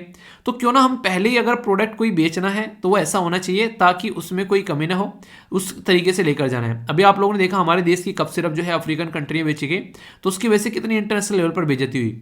तो ये उस कंपनी के बारे में कोई भी नहीं जानता है, पर इंडिया के बारे में सब जानते होंगे, यार इंडिया की कंपनी थी, उसने यहाँ पर ये आकर बेचा और उसकी वजह से बहुत सारे बच्चों की जान चली गई। समझ रहे हैं कि बेइज्जती किसकी हो रही है? बेइज्जती भाई साहब देश की हो रही है। तो ये थोड़ा सा सोच के काम करना है हमें, जब भी कोई इंटरनेशनल लेवल पर चीज़ें लेकर जाएं तो कम से कम देश का इज्जत रखें, उसको समझें, उसके बाद में कोई काम करें। इसको देखने वाली बॉडी कौन सी है? तो एक बॉडी भी आप लोगों की यहाँ पर कवर हो रही है, यह food safety and standard authority of India. ये बहुत ही इंपॉर्टेंट डिपार्टमेंट है अगर फूड सेफ्टी के बारे में बात करें। ये खासकर फूड के अंदर कुछ गड़बड़ नहीं होनी चाहिए। 20 शकल मूवी देखी है? किस किस ने देखी है? देखी होगी, मैंने बात की थी पहले उसके बारे में और टेलीग्राम पर जैसे मैंने बताया था शेयर की थी। अगर नहीं देखी है तो देखना और घर वालों को भी दिखाना, आप लोग के चक्षु खुल जाएंगे कि कैसी कैसी गंदगी जो मिलावट की जाती है। जो बाहर जाते हो ना मजे में खाते हो, यार ये भी खा लेते हैं वो भी खा लेते हैं, बाहर जाया करो तो बस अपना नॉर्मल चीज़ें खाया करो, जैसे फल फ्रूट्स हो गया या फिर कुछ भी ऐसी चीज़ें थोड़ी सी जो ठीक ठीक लगती हैं। तो ऐसा कुछ नहीं कि उल्टी सीधी चीज़ें खाओ, उसमें कुछ ना कुछ मिलावट देखने को मिलती है ज़बरदस्त तरीके से। ये स्टैब्लिश की अभी एक न्यूज़ और निकल कर आई थी कि 15% सब स्टैंडर्ड का सामान मार्केट में देखने को मिल रहा है। ये तो खुद गवर्नमेंट की एजेंसी बोल रही है। अब लोग खुद सोचो मिलावट का और कितना सामान होगा। तो ये ध्यान रखा करो। हेडक्वार्टर न्यू दिल्ली में है, मिनिस्ट्री ऑफ हेल्थ के अंदर में आते हैं क्योंकि हेल्थ के बारे में बातें कर रही है। इस्टेब्लिश की गई थी एक एक्ट के थ्रू जिसको food safety and standard authority act बोलते हैं हम लोग, ठीक है।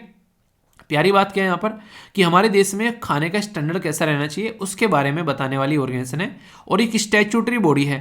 स्टैट्यूटरी बॉडी वो बॉडी होती है जो एक स्टैट्यूट यानी कि जो कानून पास कर कर बनाई गई है। तो 2006 में कानून पास कर कर बनाई गई। ये रेस्पॉन्सिबल है प्रोटेक्ट करने के लिए और प्रमोट करने के लिए पब्लिक हेल्थ और regulation and supervision of the food कि कैसा कैसा फूड कहाँ कहाँ पर कैसे मिल रहा है। तो ये काफ़ी इंपॉर्टेंट है। आप लोगों ने एक सिस्टम के बारे में पढ़ा था कि हमारे देश में 5 स्टार रेटिंग दी जा रही है रेलवे स्टेशंस को, ठीक है। तो वो काम भी यहाँ पर यही ऑथोरिटी करती हुई नजर आ रही है कि खाने का स्टैंडर्ड जो है वो देश के अंदर बना रहे, ठीक है। तो इसलिए कहता हूँ यार हमेशा जब भी खाना खाना है, खासकर अगर बाहर जाते हो या तो अपना घर से पैक करवा के लेके जाया करो या फिर बाहर जाते हो तो फल फ्रूट्स खाओ, जूस वगैरह पियो। इसके अलावा वैसा खाना मत खाओ। जूस की जगह मैं तो बोलूँगा कि फल फ्रूट्स ही खाओ, उसमें पता नहीं क्या क्या मिला देते हैं कई बार, ठीक है। ऐसा नहीं कि बिल्कुल ही नहीं खाना है, मैं ऐसा नहीं कि मैं आप लोगों को एक तरीके से साधु महात्मा बना रहा हूँ। एक बच्चा कहता है कि सर ऐसा लगता है कभी कभी तो आपकी बातें सुन के जैसे बिल्कुल साधु महात्मा बन जाएंगे हम आपसे, आपके कांटेक्ट में रह रह के। यार देखो ऐसा तो बिल्कुल नहीं है कि मैं साधु महात्मा बना रहा हूँ, पर हाँ मेरा पूरा पर्पज़ ये रहता है कि आप लोगों की ज़िंदगी थोड़ी सी बेटर रहे, क्योंकि अगर हेल्थ सही नहीं रहेगी तो फिर ना आप लोग पढ़ पाओगे, और पढ़ नहीं पाओगे तो कहीं ढंग की जगह नहीं जाओगे, और वैसे भी ज़िंदगी में परेशान फिर देखने को मिलती है ज़िंदगी, ठीक है। तो उल्टे सीधे कोई चिप्स खा रहा है, कोई बर्गर खा रहा है, कोई पिज्ज़ा खा रहा है, खा लो कभी कभी, एक महीने में एक बार खा लिया चलता है इतना, ठीक है। पर लेकिन उसको अगर आप लोग रूटीन में बना लो कि हाँ यार उसको तो हर हफ्ते में 2-2 3-3 बार खा रहे हो, तो यार वो तो यार अपना खेल खेलेगा फिर आप लोगों के शरीर के साथ में, बोलने वाली कोई बात ही नहीं है, ठीक है। इनिशिएटिव कैसे हैं, जैसे स्टेट फूड सेफ्टी इंडेक्स तैयार किया गया ताकि यहाँ पर कई सारे पैरामीटर को चेक कर कर प्रॉपर खाने के ऊपर ध्यान दिया जा सके। ईट राइट अवार्ड दिया जा रहा है ताकि एक तरीके से सेफ्टी और हेल्थी के ऊपर फोकस किया जा सके। ईट राइट मेले लगाए जा रहे हैं ताकि लोग जो है मेले में आके फिर गाना गाए, मेला दिलों का आता है, ठीक है। तो इस तरीके से आप लोग समझ सकते हैं, तो चीज़ों को सही तरीके से लेकर चलने की बात की जा रही है। तो गवर्नमेंट अपनी तरफ से कोई कसर नहीं छोड़ती है। अब दिक्कत क्या है कि हम लोग उसके बारे में ढंग से अंडरस्टैंड नहीं करते हैं और ना ही उनको इम्प्लीमेंट करते हैं। तो ये अपने ही आप में काफ़ी इंपॉर्टेंट टॉपिक यहाँ पर हो जाता है, ठीक है। तो एक एक बात मैंने आप लोगों को यहाँ पर बताई कि किस तरीके से चीज़ें जो हैं वो क्या क्या चल रही हैं, क्यों इसका स्टैंडर्ड की बात कर रहे हैं, बासमती राइस क्या है, तो ये सारी बातें हैं। कुछ क्वेश्चंस मैं आप लोगों के अटेम्प्ट करवाऊंगा जिससे कि आप लोग इस टॉपिक को और अच्छे से अंडरस्टैंड कर पाओगे, ठीक है। पहले तो एक क्वेश्चन आप लोगों से यूपीएससी के भी हैं और दोनों हैं मिक्सअप, आप लोगों को देखने को मिलेंगे, एक एक कर देखते हैं, ध्यान से अटेम्प्ट करना। 2019 में यूपीएससी ने डायरेक्ट क्वेश्चन पूछा, कोई ज़्यादा ताम झाम नहीं, सीधा स्ट्रेट फॉरवर्ड क्वेश्चन कि among the following which of, बात की जा रही है कि जो नीचे कंट्री दे रखी है तो which one is the largest exporter of the rice in the world in the last 5 year. तो समझ सकते हैं आप लोग, इंडिया, चाइना, म्यांमार और यहाँ पर वियतनाम। तो China, India, Myanmar and Vietnam, तो ऑप्शन क्या है, एक्सपोर्टर की बात की जा रही है, प्रोड्यूसर की बात नहीं की जा रही है, पर लेकिन यूपीएससी हमेशा साइकोलॉजी के साथ में खेलता है। तो पहला क्वेश्चन आप लोगों को यहाँ पर बेसिकली चाइना का ही ऑप्शन दे रखा है, ठीक है। तो आंसर क्या हो गया, तो मैंने अभी डिटेल में एक्सप्लेन किया आप लोगों को। 2013 में डायरेक्ट क्वेश्चन यूपीएससी ने पूछा, जो मैंने रबी खरीफ और जायद जो बेसिकली उसके बारे में बात की थी, जायद खरीफ के, वो स्लाइड पूरी आप लोगों की यहाँ पर काम आ जाती है। कॉटन, ग्राउंडनट, राइस और वीट। अभी मैंने क्या बताया, जो राइट और वीस को अगर आप लोग यहाँ पर आइडेंटिफाई कर पाते हैं तो यहाँ पर बात की जा रही है खरीफ क्रॉप के बारे में। तो रबी क्रॉप और खरीफ क्रॉप के बारे में मैंने आप लोगों को यहाँ पर स्लाइड दिखाई थी, एक बार फिर से दिखा देता हूँ, क्वेश्चन को अटेम्प्ट करने में हेल्प मिलेगी आप लोगों को। खरीफ क्रॉप है राइस, रबी क्रॉप है यहाँ पर वीट, ठीक है, यानी कि गेहूं से रबड़ी बनाई जा रही है, ऐसा आप लोग याद रख लेना, याद रखने के लिए क्योंकि कन्फ्यूजन हो जाता है कई बार, ठीक है। तो मुझे तो ऐसे ही मैंने याद किया था इसको। तो यहाँ पर अब देखिए आप लोग, जैसे कि राइस क्या हो गया, यानी कि गेहूं क्या हो गया, गेहूं से रबड़ी बनाई जा रही है, रबड़ी मतलब रबी क्रॉप, तो यहाँ पर खरीफ तो है नहीं, तो चौथा ऑप्शन आप लोगों को खत्म हो गया। जैसे ही चौथा ऑप्शन आप लोगों ने काटा तो 2 ऑप्शन आप लोग कट गए सीधे सीधे, ऐसे आप लोग समझ सकते हैं, ठीक है। बाकी आंसर क्या हो गया, आंसर यहाँ पर सी हो गया। अगर आप लोग एलिमिनेशन मेथड का इस्तेमाल ढंग से करना सीख गए तो बहुत सारे क्वेश्चन आप लोगों के सही हो जाते हैं। यूपीएससी जब क्वेश्चन फ्रेम करता है ना यार, वो आप लोग को इस तरीके से फ्रेम करके क्वेश्चन नहीं देता कि आप लोग जो है आसानी से सारे के सारे क्वेश्चन कर लोगे। यूपीएससी का टारगेट ये रहता है कि 25 से 30% जो क्वेश्चन होते हैं, अगर पेपर उठाकर देखोगे उसमें वो क्वेश्चन रहते हैं कि सब अटेम्प्ट कर लेंगे, सबको लगता है वाओ क्या तैयारी हो रखी है, ठीक है। पर लेकिन उसके ऊपर जैसे जैसे आप लोग बढ़ेंगे, जैसे कि आप लोग 30 से लगभग 45 के बीच में जाएंगे तो कुछ कुछ बेसिक अच्छी नॉलेज होगी तो ही आप लोग अटेम्प्ट कर पाओगे। इससे ऊपर जाओगे तो आप लोग की कॉमन सेंस इस्तेमाल होनी स्टार्ट हो जाती है। तो ये पैटर्न रहता है यहाँ पर यूपीएससी का, इसीलिए यहाँ पर यूपीएससी को एक अच्छे तरीके से देखा जाता है, ठीक है। क्वेश्चन फ्रेम किया गया है food safety and standard authority of India के बारे में। बोला जा रहा है कि एक स्टैट्यूटरी बॉडी है, जी हाँ बिल्कुल स्टैट्यूटरी बॉडी है, इस्टेब्लिश की गई थी 2008 में, जी हाँ 2008 में इस्टेब्लिश की गई थी, और प्रमोट करती है यहाँ पर क्या क्या चीज़ें, ये बोला गया कि सुपरविजन करती है और रेगुलेट करती है एक अच्छा खाना लोगों तक पहुँचे। करेक्ट और इनकरेक्ट आप लोगों को बताना है, ओनली 1, ओनली 2, ऑल 3 या फिर नन ऑफ द अबव। तो ए, बी, सी या फिर डी में आप लोगों के हिसाब से क्या सही आंसर है आप लोग बता दो, मैं उसी में अपनी आत्मा संतुष्ट कर लूँगा या तृप्त कर लूँगा, ठीक है। सही आंसर क्या है, सी है, सारी की सारी स्टेटमेंट जो है वो करेक्ट है। अभी डिटेल में मैंने एक्सप्लेन किया है तो कोई भी डाउट इसको लेकर माइंड में नहीं होना चाहिए। खुद देखो यूपीएससी ने अपने आप भी क्वेश्चन पूछ लिया इस बॉडी से, यानी कि आप लोगों को लग रहा है कि बॉडी क्यों पढ़ा दी सर, ऐसा लग रहा है कि एक एक्स्ट्रा बात बता दी फालतू की, ठीक है। यूपीएससी खुद क्वेश्चन पूछ चुकी है। Food safety and standard authority act जो है वो रिप्लेस करके बेसिकली एक तरीके से रिप्लेस करके बनाया prevention of the food alteration, जो एक्ट था 1954 का, ये बोला गया। फूड सेफ्टी जो है और उसी के साथ में जो उसका स्टैंडर्ड अथॉरिटी ऑफ इंडिया जो है वो किसके अंदर में आता है, वो मिनिस्ट्री ऑफ जो यहाँ पर director general of health and the service in ministry of health and family welfare. तो सही आंसर क्या है, 1 2 3 या फिर 4, 1 ओनली, बोथ या फिर नन। तो ये है सही आंसर आप लोगों का ए। ठीक है, ये इसको रिप्लेस कर बनाया गया। पहले था prevention of the food adulteration, यानी कि कोई मिलावट नहीं होनी चाहिए, उसके लिए था, तो ये बनाया गया। दूसरा इंपॉर्टेंट क्वेश्चन क्या है, ये एक ऑटोनोमस बॉडी है मिनिस्ट्री ऑफ हेल्थ के अंदर में, director general of health and director general of health service के अंडर में ये नहीं आती है। तो एक ऑटोनोमस बॉडी है, अपने ही आप में एक पावरफुल बॉडी आप लोग इसको बोल सकते हैं। तो यूपीएससी थोड़ा सा अलग ले जाकर आप लोगों से क्वेश्चन पूछ लेता है, पर लेकिन क्वेश्चन ऐसा कतई नहीं रहेगा कि आप लोग उसका आंसर ही न कर पाए अगर बेसिक नॉलेज होगी तो। ये क्वेश्चन 2019 में पूछा गया, पर थोड़ा सा ज्यादा एनालिटिकल हो गया है यहाँ पर, अगर आप लोग इसको देखेंगे। यानी कि एक पूरा खरीफ क्रॉप के बारे में पूछ लिया और बोल रहा है कि एरिया जो है कल्टीवेशन का बढ़ रहा है घट रहा है। ठीक है, जवार के कंपेयर में कौन सी ऑयल सीड वगैरह ज़्यादा है, फिर जवार ज़्यादा है, इस तरीके से क्वेश्चन बन गया। Cotton cultivation is more than the sugar cane. तो बेसिक ऐसा क्वेश्चन हो गया कि आप लोगों को एक अच्छी खासी नॉलेज चाहिएगी। तो ये चार्ट है इसके लिए जो आप लोगों के सामने है, ये सारी बातें बता रहे हैं और आंसर यहाँ पर इसका ए हो जाता है। तो ज़्यादा टेंशन नहीं लिया करते, अगर कोई ऐसा क्वेश्चन आता है वो सबके लिए आता है। ठीक है, तो उसको ये सोचकर समझो कि हाँ अटेम्प्ट कर देखो, एलिमिनेट हो रहा है अच्छी बात है, नहीं हो रहा तो टेंशन नहीं लिया करते, आगे बढ़ा करते हैं एग्जाम के अंदर में। तो हम लोगों ने पहले तो ये देखा कि हमारे देश में इनिशिएटिव क्या है, कैरेक्टरिस्टिक क्या है बासमती राइस के बारे में, स्टैंडर्ड क्या तैयार करने की बात की जा रही है, food safety and standard authority इसके ऊपर काम कर रही है, गवर्नमेंट के क्या क्या इनिशिएटिव है, कुछ बेसिक इन्फॉर्मेशन क्या क्या है, रबी क्रॉप और जायद क्रॉप, राइस की बेसिक इन्फॉर्मेशन क्या है, इंटरनेशनल लेवल पर क्या सिनेरियो है राइस को लेकर, एक तरीके से हमारे देश का कहाँ कहाँ राज्य में कहाँ पर है, विदेशों के अंदर में कहाँ पर है। और ये जो क्वेश्चन है ये भी आप लोगों को एक एक कर मैंने सारे अटैम्प्ट करवा दिए। इसी के साथ में कोई कंफ्यूजन अब आप लोगों के माइंड में इसको लेकर नहीं होना चाहिए। तो ये हो गया कंप्लीट टॉपिक आप लोगों का, बहुत ही डिटेल में बेसिक बैकग्राउंड इन्फॉर्मेशन के साथ में प्रैक्टिस के साथ में। तो ऐसे आप लोग समझ सकते हैं। तो मज़ा आया कि नहीं आया? ठीक है, तो यही मज़ा मैं सबको देना चाहता हूँ। ओके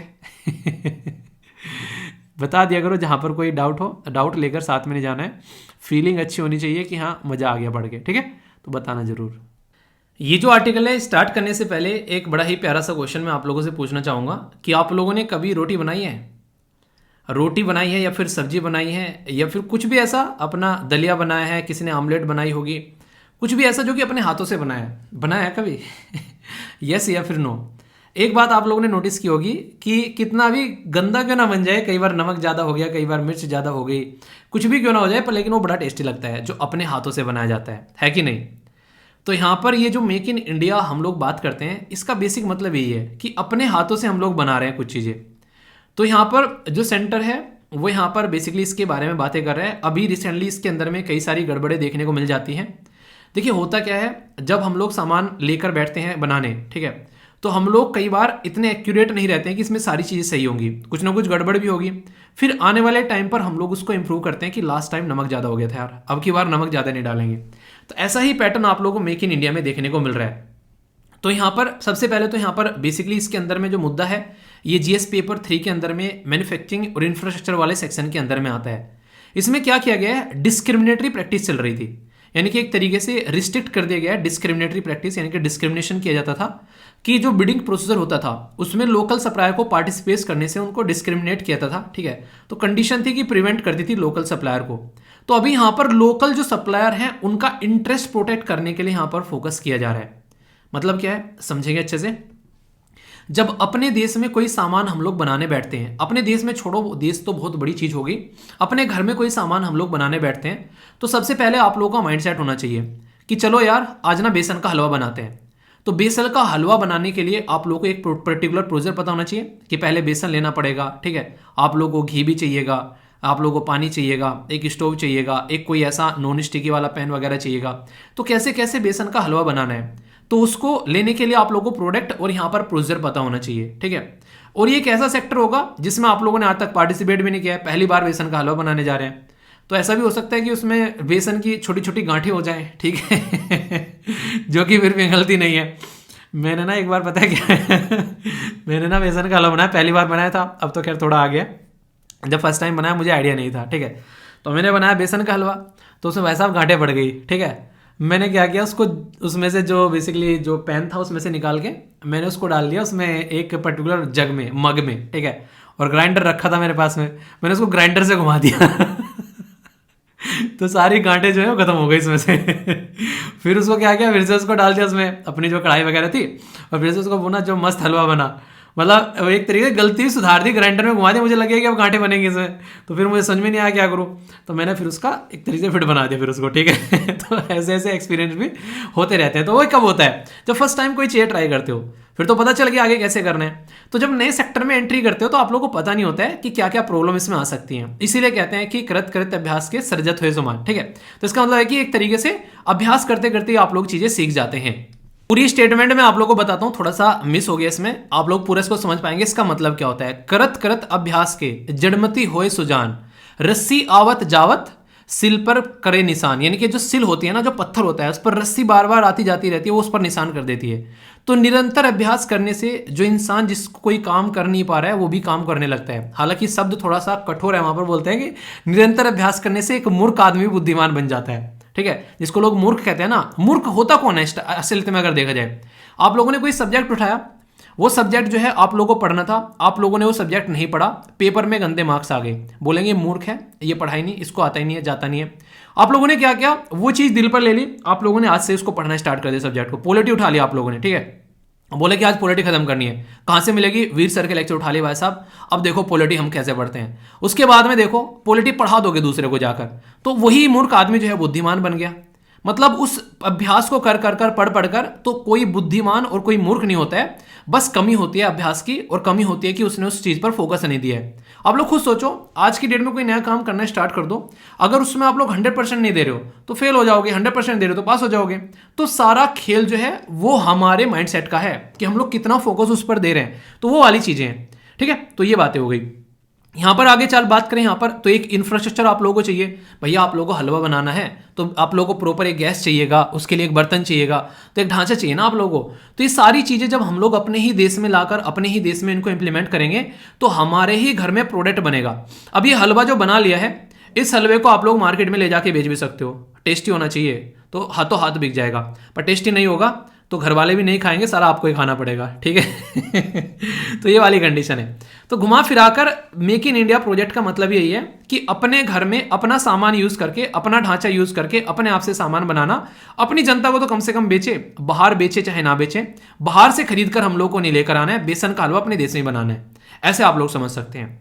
बेसन के हलवे की जगह कोई भी प्रोडक्ट आप लोग ले लो, अपने देश में कंप्यूटर बनाना है, लैपटॉप बनाना है, कोई बड़ी मशीन बनानी है, गाड़ियाँ बनानी है, फ़ोन हम लोग को अपने देश में बनाना है, सॉफ्टवेयर अपने देश में डेवलप करने हैं, बाहर से जो सामान लेकर आ रहे हैं, चाइना पे इतनी डिपेंडेंसी है, आज जो एक्टिव फार्मास्यूटिकल इंग्रेडिएंट्स लेकर आते हैं वो अपने देश से बनाने हैं। तो क्या हो गया, ये हो गया कि बाहर से जो भी सामान लेकर आ रहे हैं अपने देश से बनाना है। तो इसी माइंडसेट को ध्यान में रखते हुए 2014 में यानी कि 2014 में मेक इन इंडिया प्रोग्राम यहाँ पर लाया गया, जैसे ही गवर्नमेंट जो है वो पावर में आई, प्रेजेंट गवर्नमेंट, ठीक है। तो इनके द्वारा बोला गया कि अपने देश में मैन्युफैक्चरिंग एक्टिविटी को बढ़ाएंगे। इसके पीछे भी एक मुद्दा था, वो क्या मुद्दा था, सबसे बड़ी बात यहां पर यह है, अगर कोई देश आगे बढ़ रहा है तो एक पैटर्न मैं आप लोगों को बताता हूं, ये हमेशा ध्यान रखिएगा, ये हमेशा काम आएगा। कोई देश अगर बढ़ा है ना, जैसे मान लीजिए आप लोगों को आज की डेट में क्या करना है, मार्केट के अंदर ले जाकर ब्रेड बेचनी है आप लोगों को, ब्रेड या फिर रोटियां, नॉर्मल बात करें रोटियां लगा लो चलो, या फिर दलिया ले लेते हैं, दलिया लगा लो, जो भी माइंड में आए। उसके लिए पहले आप लोगों को खेतों में गेहूं उगाने पड़ेंगे। खेतों में जब गेहूं आप लोग के उग जाएंगे, उनको काटोगे, मशीन के थ्रू निकालोगे, फिर वे फैक्ट्री के अंदर जाएंगे गेहूं, उनको फैक्ट्री के अंदर में पीसा जाएगा, पीसने के बाद में दलिया नुमा उनका आकार दिया जाएगा, फिर मार्केट में ले जाकर उसको बेचा जाएगा। तो ये जो पहला उगाना होता है इसको प्राइमरी सेक्टर बोलते हैं, यहां से रॉ मटेरियल निकल के आता है। ये जो सेकेंडरी होता है इसको यहां पर मैन्युफैक्चरिंग सेक्टर बोलते हैं, जहां पर सामान बनाया जाता है। तीसरा होता है सर्विस सेक्टर, जहां पर बेचा जाता है। तो हमेशा मैक्सिमम देश जो भी चला है ना, पहले उसने अपना प्राइमरी सेक्टर डेवलप किया गया शानदार तरीके से, यानी कि खेती बाड़ी शानदार तरीके से देखने को मिल रही है, फिर सामान निकल कर आया तो फिर उसको मैन्युफैक्चरिंग शानदार हो गया और फिर लोगों तक बेचा गया तो सर्विस शानदार हो गया। तो प्राइमरी, सेकेंडरी और सर्विस, तो यहां पर प्राइमरी, सेकेंडरी और टर्सरी, यानी कि रॉ मटेरियल, सर्विस, मैन्युफैक्चरिंग और सर्विस, तो ऐसे पैटर्न चलते हैं। हमारे देश ने क्या किया, हम लोगों ने प्राइमरी से सीधा टर्सरी पर जंप मारा, मैन्युफैक्चरिंग कभी किया ही नहीं। तो मैन्युफैक्चरिंग किया नहीं तो जॉब नहीं मिली लोगों को, क्यों, क्योंकि कोई काम हम करने के लिए है नहीं। बाहर अपना रॉ मटेरियल बेचा और बने बनाए सामान जो है बाहर से लेकर आ गए। तो ये जो मैन्युफैक्चरिंग वाला सेक्टर था वो मिस हमारा चल रहा था। इसी मैन्युफैक्चरिंग वाले सेक्टर को हम लोगों ने अभी बनाना स्टार्ट किया है और उसी में सपोर्ट प्रोवाइड कराने के लिए मेक इन इंडिया प्रोजेक्ट है कि अपने देश में हम लोग प्रोडक्ट बनाएंगे। आप लोग खुद सोचो, आज के डेट में अगर बात करूं, हर एक घर में हर एक इंसान के पास में चप्पल होंगी, ऐसा भी कोई सा चप्पल नहीं है। सर्दियों में जूते होंगे हर एक इंसान के पास में, ओढ़ने के लिए कोई ना कोई कंबल वगैरह होगा, कोई पहनने के लिए कपड़े होंगे सारे के सारे।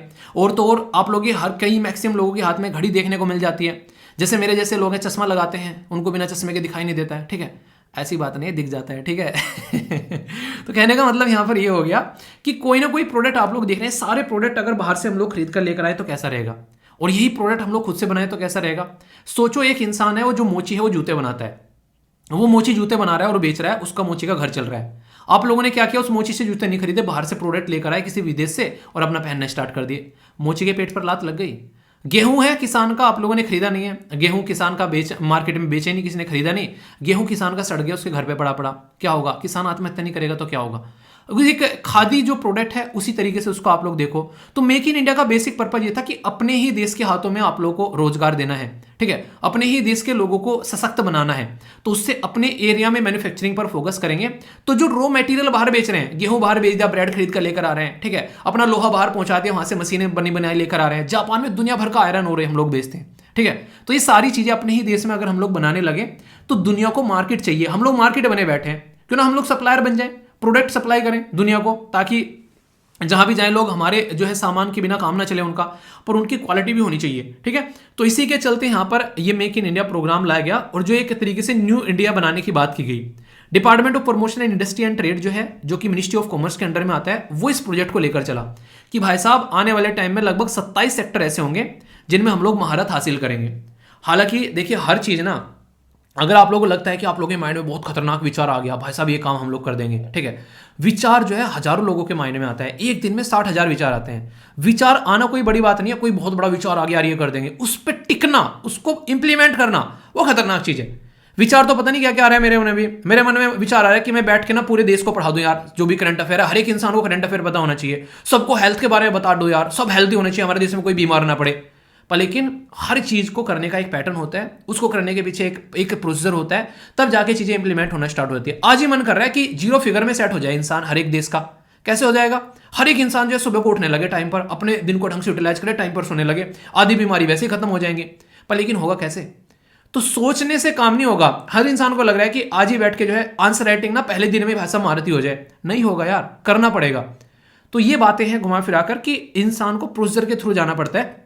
तो प्रो एक तरीके से बना तो दिया कि हाँ प्रोजेक्ट आ गया, पर इंप्लीमेंटेशन इतना नहीं हो रहा जितना होना चाहिए था। फॉरेन इन्वेस्टमेंट को अट्रैक्ट करने की बात की गई, इंक्रीज किए गए यहाँ पर मैन्युफैक्चरिंग सेक्टर 12 से 14% पर एनम के हिसाब से, पर लेकिन इतना नहीं देखने को मिला, ठीक है, बहुत सारी चीजें अचीव भी की गई है, ठीक है, तो इंक्रीज हुआ है, पर लेकिन जितना सोचा था उतना नहीं देखने को मिलेगा, ठीक है। इसी के साथ में इंक्रीज हुआ है मैन्युफैक्चरिंग सेक्टर में, ग्रोस डोमेस्टिक प्रोडक्ट जो बढ़ गया यहाँ पर तो और अच्छे से बढ़ गया, 16 से 25 हो गया है, ठीक है, 100 मिलियन के करीब जॉब क्रिएट हो गई है, एक्सपोर्ट हमारा होने लगा है, तो गड्डी चलने लगी है। अब यहां से कितना अच्छा हम लोग इस गड्डी को और धक्का मार पाएंगे, उससे डिसाइड होगा कि ये जो प्रोजेक्ट है ये कितना सक्सेसफुल हो रहा है, ठीक है।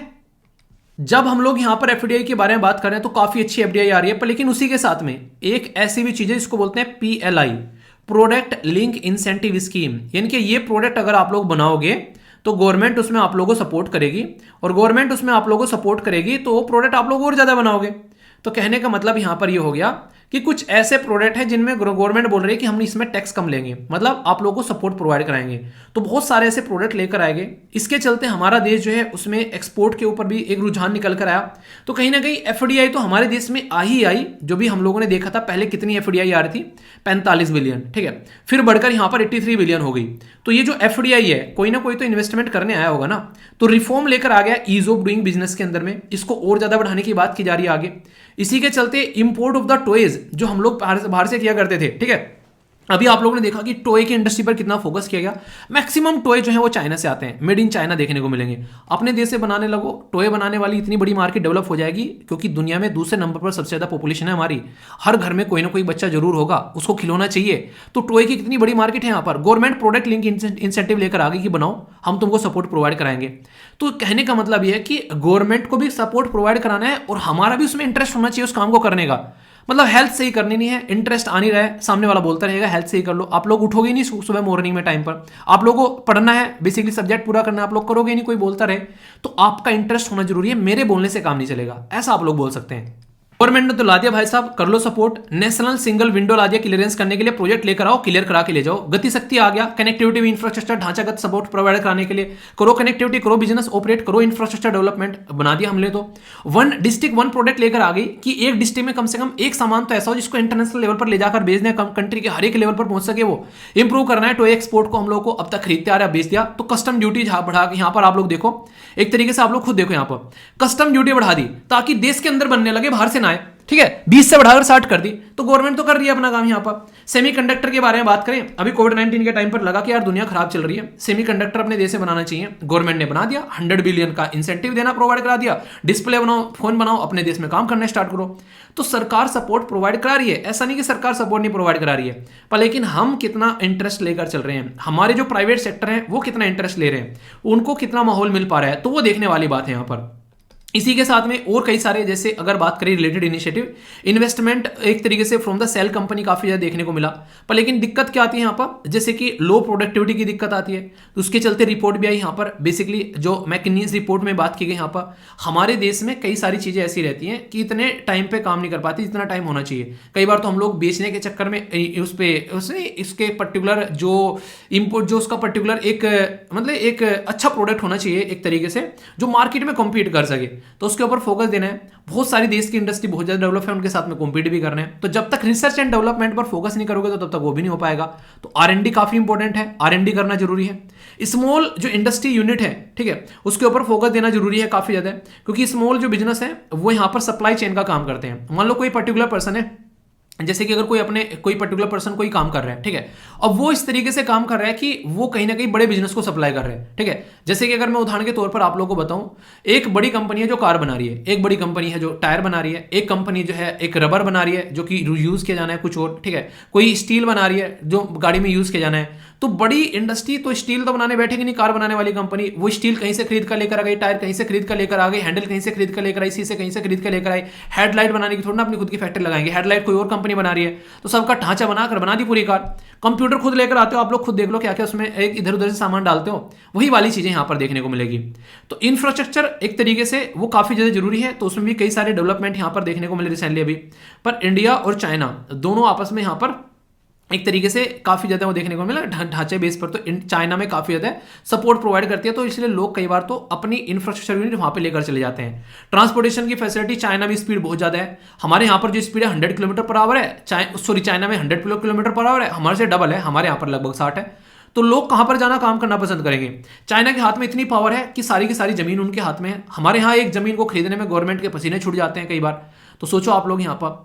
तो वर्ल्ड लॉजिस्टिक परफॉर्मेंस इंडेक्स में इंडिया की रैंक 44 है 160 कंट्री में। तो आप लोग खुद देखो, जो यहाँ पर सिंगापुर रैंक 7 पर है, चाइना 26 पर है, मलेशिया 41 पर है।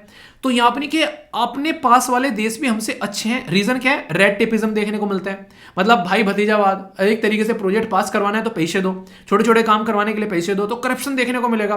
तो ये सारे हर्डल हैं कई बार हमारे देश के अंदर में, जिसको हम लोग को रोकना है। लो इंडस्ट्री को खत्म करने की सोचेंगे तो फिर एक अलग पैटर्न निकल कर आएगा।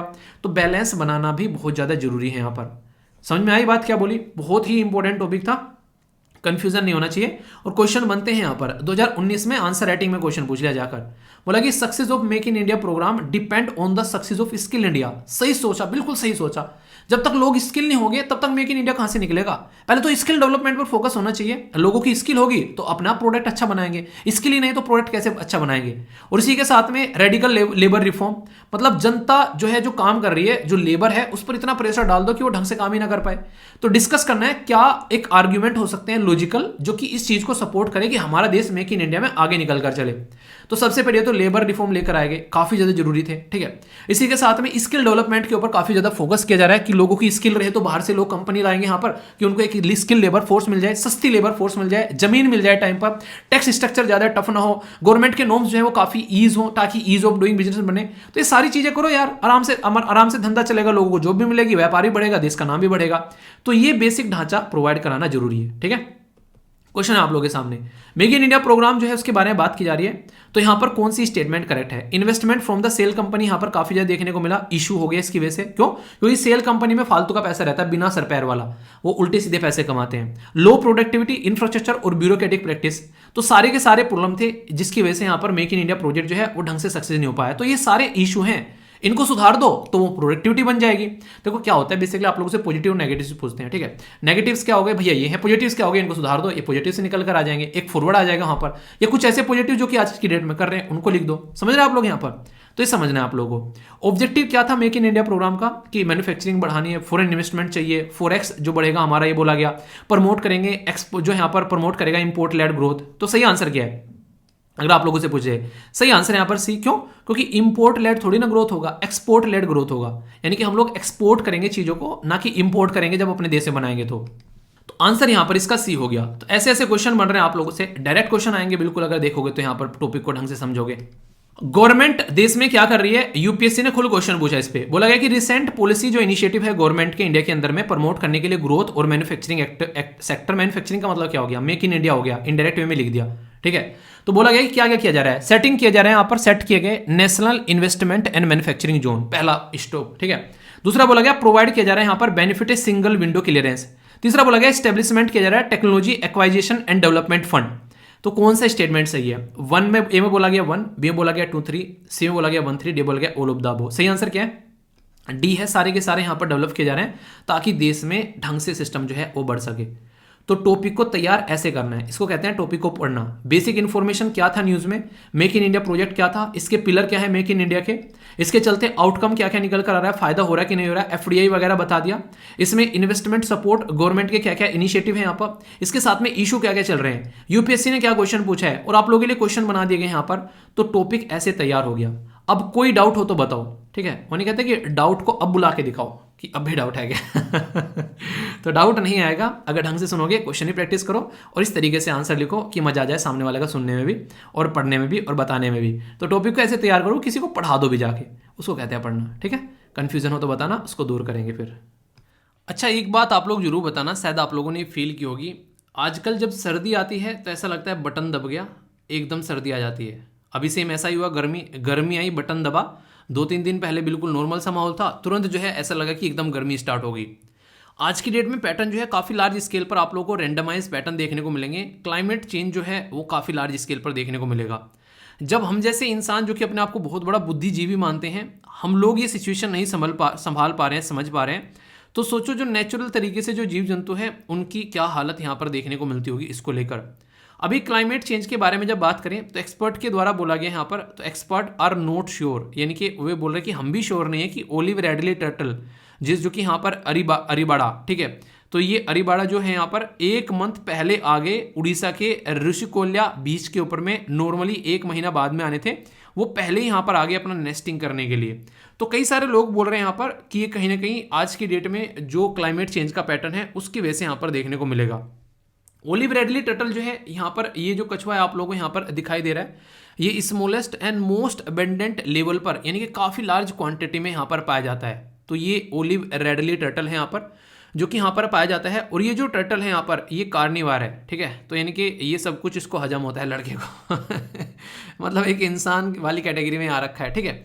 अगर बात करें यहाँ पर, ये एक तरीके से बेस्ट नोन है यूनिक मास नेस्टिंग के लिए, खासकर जिसको आप लोग यहाँ पर अरीबाड़ा बोलते हैं। अरीबाड़ा आप लोगों से पूछा जा सकता है किस पर्टिकुलर सिस्टम से है। तो जब मास नेस्टिंग करते हैं, मास नेस्टिंग का मतलब क्या होता है, एक तरीके से नहीं, कई सारे कछुए जो हैं बैठ कर अपना यहाँ पर अपने अंडे दे रहे हैं इस तरीके से, तो इकट्ठा होके ऐसे नहीं, एक तरीके से मिलकर एक तरीके से यहाँ पर इकट्ठा होकर चलो सारे जो हैं बच्चे देते हैं, तो वाला चक्कर आप लोगों को देखने को मिलता है। तो जो सिस्टम है यहाँ पर एक यूनिक मास नेस्टिंग जिसको आप लोग बोलते हैं, उसका नाम है यहाँ पर बेसिकली अरीबाड़ा। तो अरीबाड़ा शब्द भी आप लोगों से अलग से पूछा जा सकता है, बोल देंगे एक क्वेश्चन देकर कि बता दो यार ये अरीबाड़ा क्या है, ठीक है? तो कंफ्यूजन आप लोगों के माइंड में नहीं होना चाहिए। इसी के साथ में इसका अगर साइंटिफिक नेम भी अगर आप लोगों से पूछ ले तो भी याद रखिएगा, इसको बोलते हैं इसको बोलते हैं लैपिडोचेला, लैपिडोचेली बोलेंगे बेसिकली, लैपिडोचेली ओलिविसिया, ठीक है? तो ये आप लोग यहाँ पर देख सकते हैं। कई बार देखो छोटे छोटे से क्वेश्चन आप लोगों से जब बनते हैं ना, तो फिर बोलते हो कि ये कहाँ से आ गया, तो लैपिडोचेली ओलिवेसिया, तो ये बोलते हैं। इसको बेसिकली पैसिफिक रेडली टर्टल के नाम से भी यहाँ पर जानते हैं। नॉर्मली ये जो कछुए हैं इस तरीके के, ये वोम वाटर यानी कि थोड़े से गर्म पानी में आप लोगों को रहते हुए पाए जाते हैं। ये पैसिफिक, अटलांटिक और इंडियन ओशन यानी कि पैसिफिक, अटलांटिक और इंडियन ओशन में ये कछुए जो हैं वो पाए जाते हैं। उड़ीसा के अंदर में जो गिरिमाथा मैरीन सेंचुरी है वहाँ पर वर्ल्ड का लार्जेस्ट आप लोगों को यहाँ पर इनकी कॉलोनी देखने को मिलती है, जहाँ पर मिलकर ये सारे वहाँ पर हनीमून बनाते हैं और अपने बच्चे यानी कि अंडे देते हैं। दुनिया में सबसे बड़ी साइट है यहाँ पर, एक बार सर्च करिएगा आप लोग, अगर आप लोग उड़ीसा से तो आप लोग सारे जानते होंगे। IUCN की लिस्ट में अगर हम लोग बात करेंगे यानी कि इंटरनेशनल जो यूनियन कंजर्वेशन ऑफ नेचर के बारे में, तो उसमें इनको वनरेबल की कैटेगरी में रखा गया है, यानी कि इनकी खस्ता हालत हो रखी है। इसी के साथ में अगर बात करें हम लोग यहाँ पर इंडियन वाइल्ड लाइफ जो यहाँ पर प्रोटेक्शन एक्ट है 1972 का, उसमें इनको शेड्यूल फर्स्ट में रखा गया है। इसका मतलब ये होता है कि इनकी खस्ता हालत है, शेड्यूल फर्स्ट में रखने का मतलब है। CITES जो कि यहाँ पर इलीगल ट्रेड रोकती है यहाँ पर, ये इसमें भी इसको अपेंडिक्स 1 में रखा गया है, तो इनकी खस्ता हालत है ऐसा आप लोग बोल सकते हैं। अगर पूछें यहाँ पर हमारे देश के अंदर में नेस्टिंग साइट कहाँ कहाँ पर है, तो याद रखिएगा यहाँ पर ऋषिकोल्या जो रोकरी कोस्ट जो है मैंने आप लोगों को यहाँ पर बताया, जो ये रुकरी कोस्ट उड़ीसा के अंदर में है। इसी के साथ में गिरिमाथा बीच जो है यहाँ पर, ये आप लोगों को देखने को मिलेगा यहाँ पर, जो भितरकनिका जो नेशनल पार्क है, इसी के साथ में माउथ है देवी रिवर, ठीक है। तो ये इसी एरिया के बारे में बात की जा रही है। तो बहुत बड़ा रीजन है यहाँ पर ये, जहाँ पर ये सारा सिस्टम आप लोगों को देखने को मिलता है। तो कोई भी कंफ्यूजन अगर माइंड में हो तो उसको दूर करना।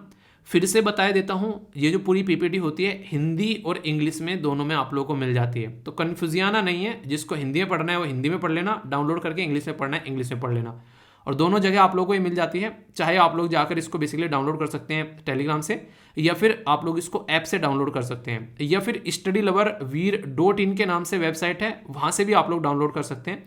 तो जहाँ पर भी कंफर्टेबल लगे वहाँ से आप लोग डाउनलोड कर लेना, बस अपने पास रखना, ठीक है, कन्फ्यूजन नहीं होना चाहिए। दोस्तों ये तो आप लोगों ने सुना ही है कि प्लास्टिक जो है वो खतरनाक होती है, पर लेकिन प्लास्टिक जो है वो इतनी खतरनाक भी होती है, मैं भी आप लोगों को बता रहा हूँ। यहाँ पर बात कर रहे हैं यहाँ पर बिस्फेनॉल A के बारे में। तो बिस्फेनॉल A जो है यहाँ पर, जो वाटर बोतल जो आप लोग यूज़ करते हैं उसकी पैकेजिंग में नॉर्मली यहाँ पर ये इस्तेमाल हुआ जाता है यहाँ पर। तो इसके बारे में अभी एक स्टडी यहाँ पर निकल कर आई, तो उसमें पता चला काफ़ी खतरनाक चीज़ें। यानी कि सबसे बड़ी बात तो यहाँ पर ये बोली गई कि इनका अगर इस्तेमाल किया जाता है और इनको फिर इधर उधर फेंका जाता है तो इसकी वजह से कई सारी दिक्कतें देखने को मिलती हैं। जैसे कि इसकी वजह से माना जाता है कि मच्छर का पनपना भी जो है वो बढ़ जाता है। ज़्यादा से ज़्यादा मच्छर जो हैं वो यहाँ पर एग जो हैं वो जनरेट कर पाते हैं, जिसकी वजह से जो मच्छरों की ब्रीडिंग जो है वो काफ़ी ज़्यादा बढ़ जाती है।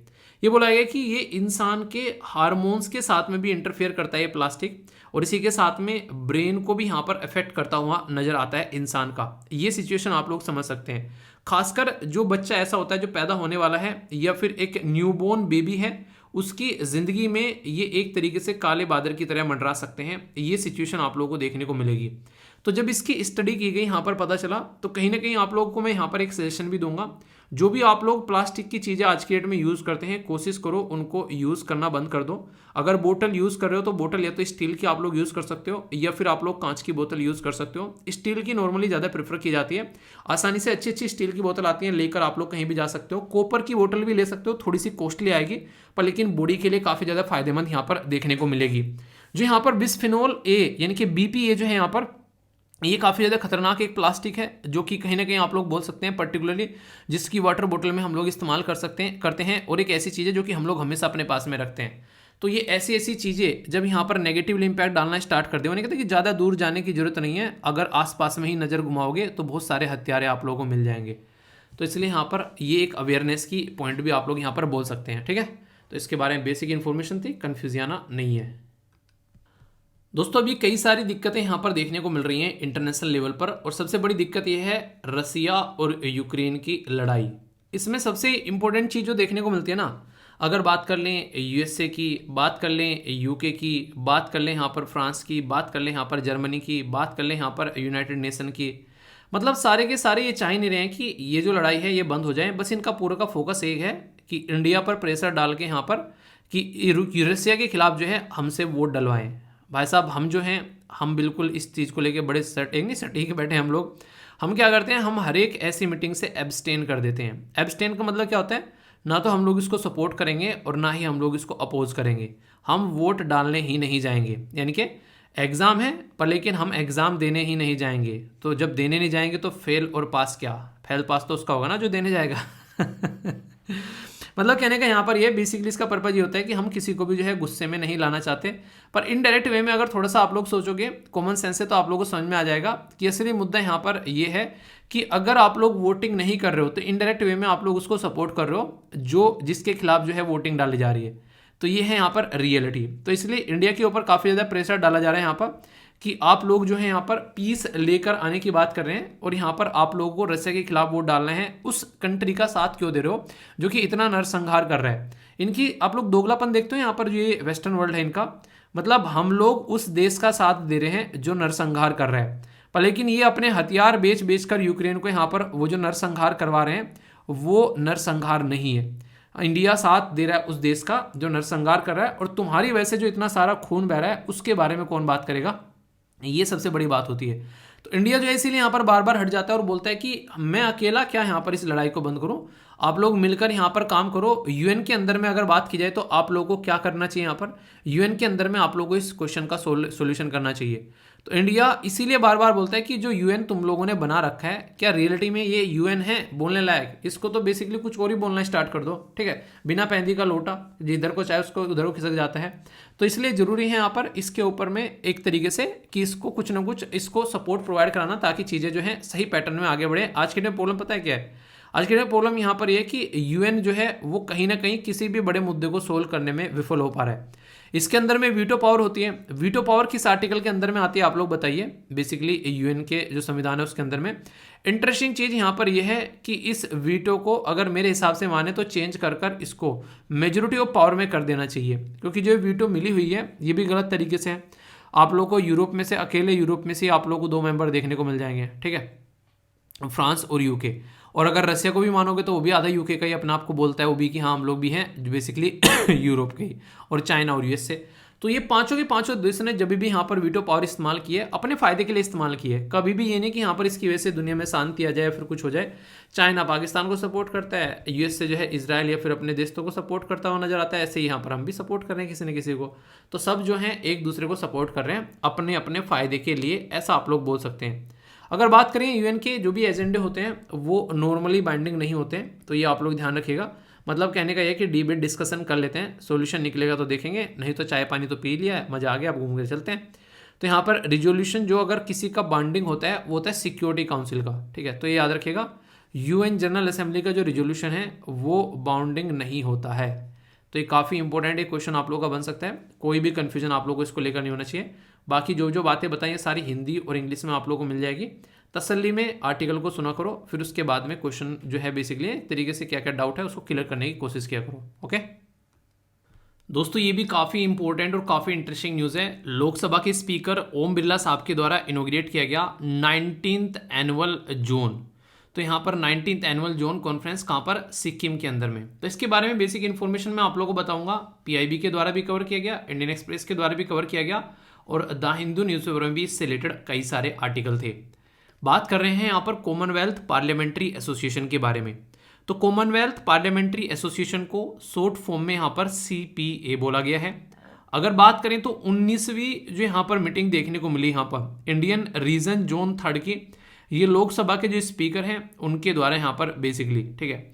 तो यानी कि एक तरीके से जो इनोग्रेट किए गए यहाँ पर इनके द्वारा कॉमनवेल्थ पार्लियामेंट्री एसोसिएशन। ये आज की नहीं है, बहुत पुरानी है। 1911 में इसको बनाया गया था। लगभग 180 के करीब इसमें लेजिस्लेटर जो ब्रांचेज हैं वो डिवाइड करती हैं 9 ज्योग्राफिक रीजन में, जो कि कॉमनवेल्थ से रिलेटेड है। जिसको ये समझ में नहीं आ रहा है कॉमनवेल्थ क्या है। अंग्रेजों ने दुनिया भर में रूल किया, और रूल करने के बाद में उनको फील कराने के लिए कि हमने तुम्हारे ऊपर रूल किया है, एक ऑर्गेनाइजेशन बना दी। बहुत सारे देश तो यहाँ पर आज की डेट में इस ऑर्गेनाइजेशन को बहुत तगड़े तरीके से फॉलो करते हैं कि इवन अपने देश में इनकी राजा रानी के जो सेलिब्रेशन करते हैं बर्थडे वगैरह, और कहीं ना कहीं अपने आप को एक सेरेमोनियल हेड मानते हैं यहाँ पर आज के डेट में भी यूके को। ऐसी कंडीशन देखने को मिलती है। कॉमनवेल्थ जो है उसमें 56 कंट्री हैं। 56 भोग लगाने वाली बात है बेसिकली, ठीक है? ये इसको यहाँ पर भोग लगाते रहते हैं। फॉर्मर टेरिटरी है, हालांकि अब तो कुछ ऐसे भी हैं जिसमें यहाँ पर इसके बाहर भी मेंबर अभी जुड़ रहे हैं, तो कल को बोलने लगे कि सारे वही हैं, तो ऐसा नहीं है।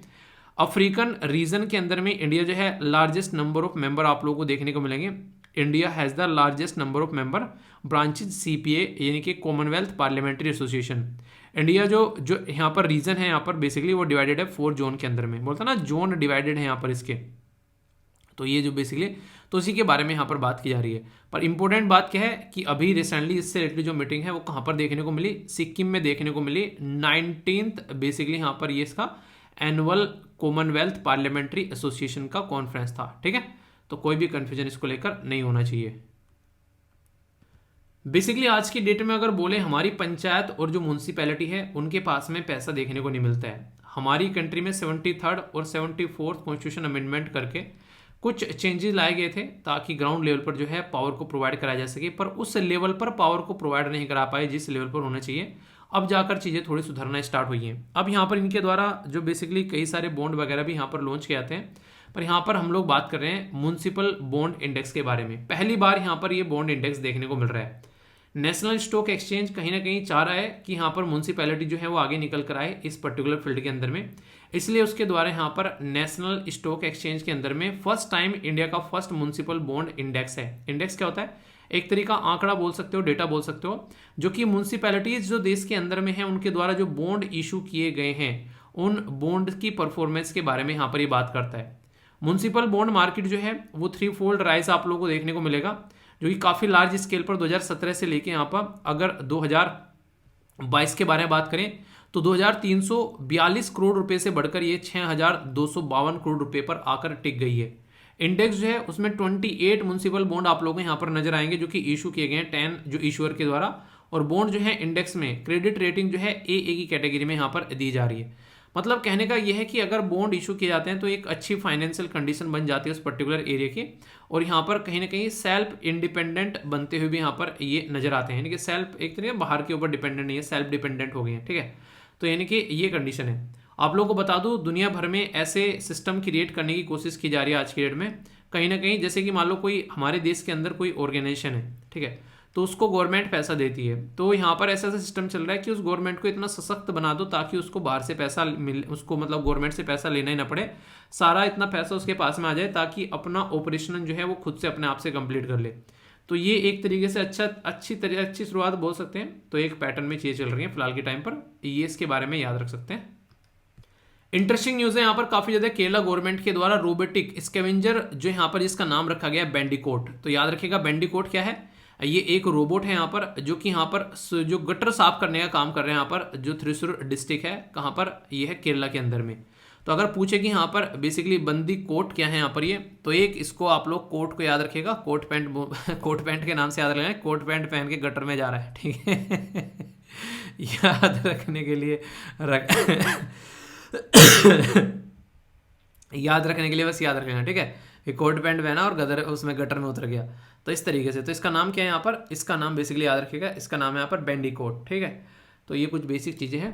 Telecom regulatory authority of India के द्वारा यहाँ पर सर्विस प्रोवाइडर को सबमिट करने के लिए बोला है कि क्वालिटी ऑफ रिपोर्ट ईच और स्टेट और यूनियन टेरिटरी के अंदर में कैसे आप लोग प्रोवाइड करा रहे हैं। ये telecom regulatory authority of India जो है ये कैसी बॉडी है, स्टैट्यूटरी बॉडी है या फिर ये संवैधानिक बॉडी है बताइए, या एग्जीक्यूटिव बॉडी है। Union education minister Dharmendra Pradhan जी जो हैं उनके द्वारा इनोग्रेट किया गया new Delhi world book fair, ये तो रिसेंटली अभी आप लोगों ने देखा भी था, ठीक है। इंटरनेशनल बायो रिसोर्सेज कॉन्क्लेव और इथेनॉल जो यहाँ पर फार्माकोलॉजी है उसका कांग्रेस देखने को मिला इम्फाल के अंदर में। तो ये अगर नॉर्थ ईस्ट में जैसे कोई छोरा है तो इंटरेस्टिंग क्वेश्चन बनते हैं वनडे टाइप के एग्जाम में खासकर, ठीक है। अगर प्राइम मिनिस्टर जी के बारे में बात करें तो उनके द्वारा यहाँ पर basically Birsu Canada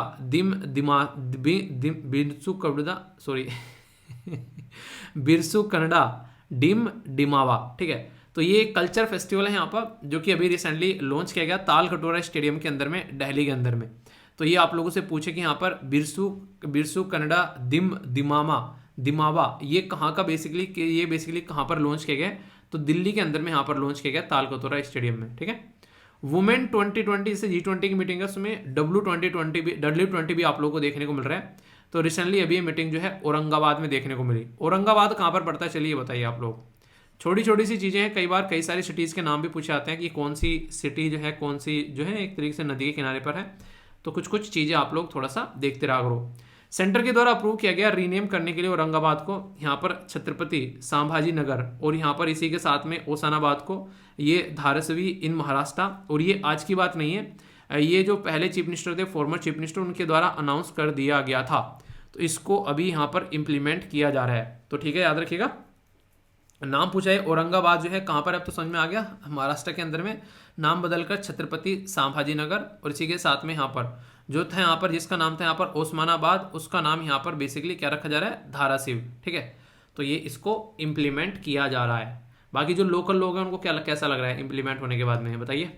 national stock exchange के द्वारा लॉन्च किया गया इंडिया का फर्स्ट म्युनिसिपल बॉन्ड इंडेक्स। तो क्वेश्चन बने तो कंफ्यूज मत हो जाना कि इसके द्वारा लॉन्च किया गया।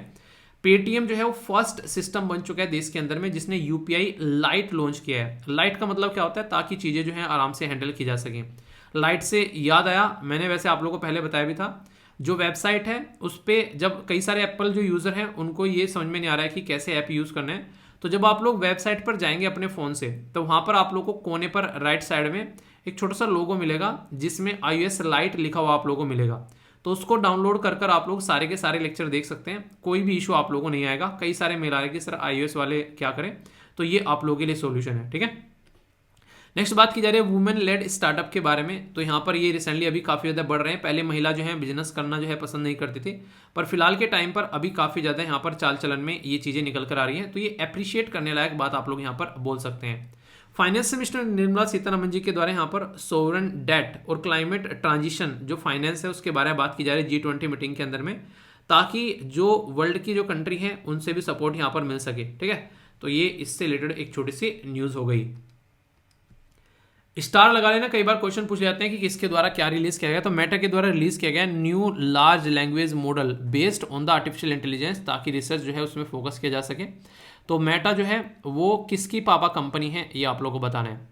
फाइनेंशियल एक्शन टास्क फोर्स जो है उसके द्वारा सस्पेंड कर दिया गया रशिया की मेंबरशिप यूक्रेन वॉर की वजह से। ये सारे के सारे ऐसी ऐसी हरकतें कर रहे हैं, सामने वाला कल को फ्रस्ट्रेट होकर बम फेंक देने के ऊपर। ठीक है मैंने कहता कि हद कर दी, पहले ही नहीं सुधारो। वर्ल्ड बैंक के द्वारा अनाउंस किया गया 2.5 बिलियन का एडिशनल यूक्रेन को सपोर्ट। यहाँ पर वॉर जो है उसकी एनिवर्सरी सेलिब्रेट चल रही है यहाँ पर। ठीक है, अब बताओ इसका क्या किया जाए। इनको ये लड़ाई बंद करवाने से तो गए उल्लू के पट्टे, ऐसी ऐसी हरकतें कर रहे हैं जिसकी कुछ हद नहीं है यहाँ पर। यूरोपियन यूनियन के जो मेंबर हैं वो 10 पैकेज यहाँ पर दे रहे हैं सैंक्शन लगाने के लिए रशिया के, मतलब रशिया को ये जर्मनी बना रहे हैं। ठीक है, जर्मनी मतलब वर्ल्ड वॉर आप लोगों ने पढ़ी होगी या देखी होगी, वही कंडीशन है। कल को चलकर रशिया बिल्कुल फिर जर्मनी वाली हरकतें करता हुआ नजर आएगा। किसी को भी इतना मत सप्रेस करो कि वो फट जाए अंदर से, तो ये वाली बात है। ठीक है, काफी इंटरेस्टिंग है। क्वेश्चन एक एक कर अटेम्प्ट करो, फिर इनके आंसर आप लोगों को बताए जाएंगे। बोला जा रहा है कि which among the following state of India share its boundary with at least 3 other foreign country. काफी इंटरेस्टिंग क्वेश्चन है, सोचो मन में कौन सा राज्य होगा। सिक्किम करता है तो किसके साथ में करता है, बांग्लादेश, अरुणाचल प्रदेश या फिर ऑल ऑफ द अबो।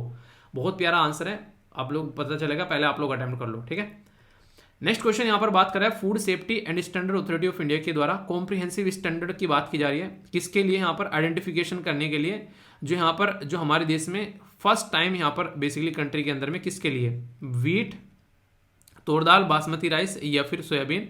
सही आंसर क्या है आप लोगों के हिसाब से, देखता हूँ कौन आंसर देता है। ठीक है, इसका आंसर आप लोगों को बताना है। नेक्स्ट यहाँ पर बात की जा रही है एक ज्वाइंट मिलिट्री एक्सरसाइज के बारे में, जो कि यहाँ पर आप लोगों को देखने को मिलती है इंडिया और इजिप्ट के बीच में। इजिप्ट के लिए याद रखिएगा क्योंकि हमारी कंट्री में जब गणतंत्र दिवस यानी कि 26 जनवरी सेलिब्रेट की गई, इजिप्ट जो था वो चीफ गेस्ट के तौर पर था।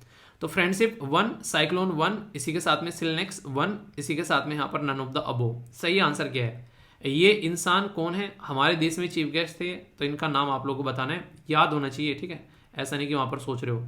कौन सी जो यहाँ पर डिस्ट्रिक्ट है जिसके द्वारा यहाँ पर first district in the country to provide कराने के लिए basic document to the tribal community.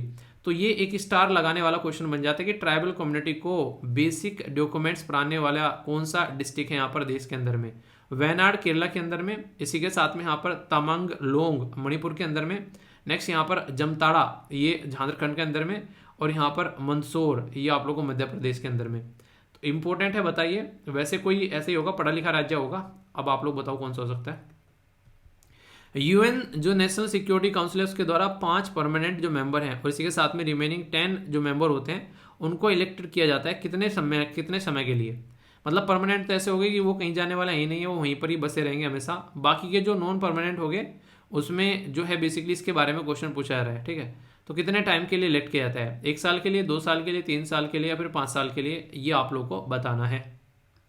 दोस्तों ये एक सी सेट का भी क्वेश्चन है आप लोगों के सामने, इसको आप लोगों को अटेम्प्ट करना है, इसके बेस पर फिर आप लोगों को आंसर बताया जाएगा। तो देखता हूँ कौन कौन यहाँ पर इसको अटेम्प्ट करता है, ठीक है। कई दिनों से डिस्कस करने के बारे में सोच रहा था, इसके बारे में जिक्र भी किया था, ताम दिल के बारे में बात की जा रही है, ठीक है। तो दिल की बात है तो ताम दिल याद रखिएगा। मिजोरम के अंदर में आप लोगों को यहाँ पर ये रिजर्वायर आप लोगों को देखने को मिलेगा, आइजोल से लगभग 64 किलोमीटर है और ये आप लोगों को यहाँ पर देखने को मिलता है, ठीक है। तो यहाँ पर जो नियरेस्ट टाउन जो है 64 kilometre from Aizawl, okay. Capital जो है मिजोरम की पता ही है आप लोग यहाँ पर। इसके पीछे कई सारी स्टोरीज यहाँ पर फेमस है, यहाँ पर कहीं ना कहीं बोला जाए, कुछ मिथ भी बोलते हैं उनको कि जैसे जैसे निकल कर आती है।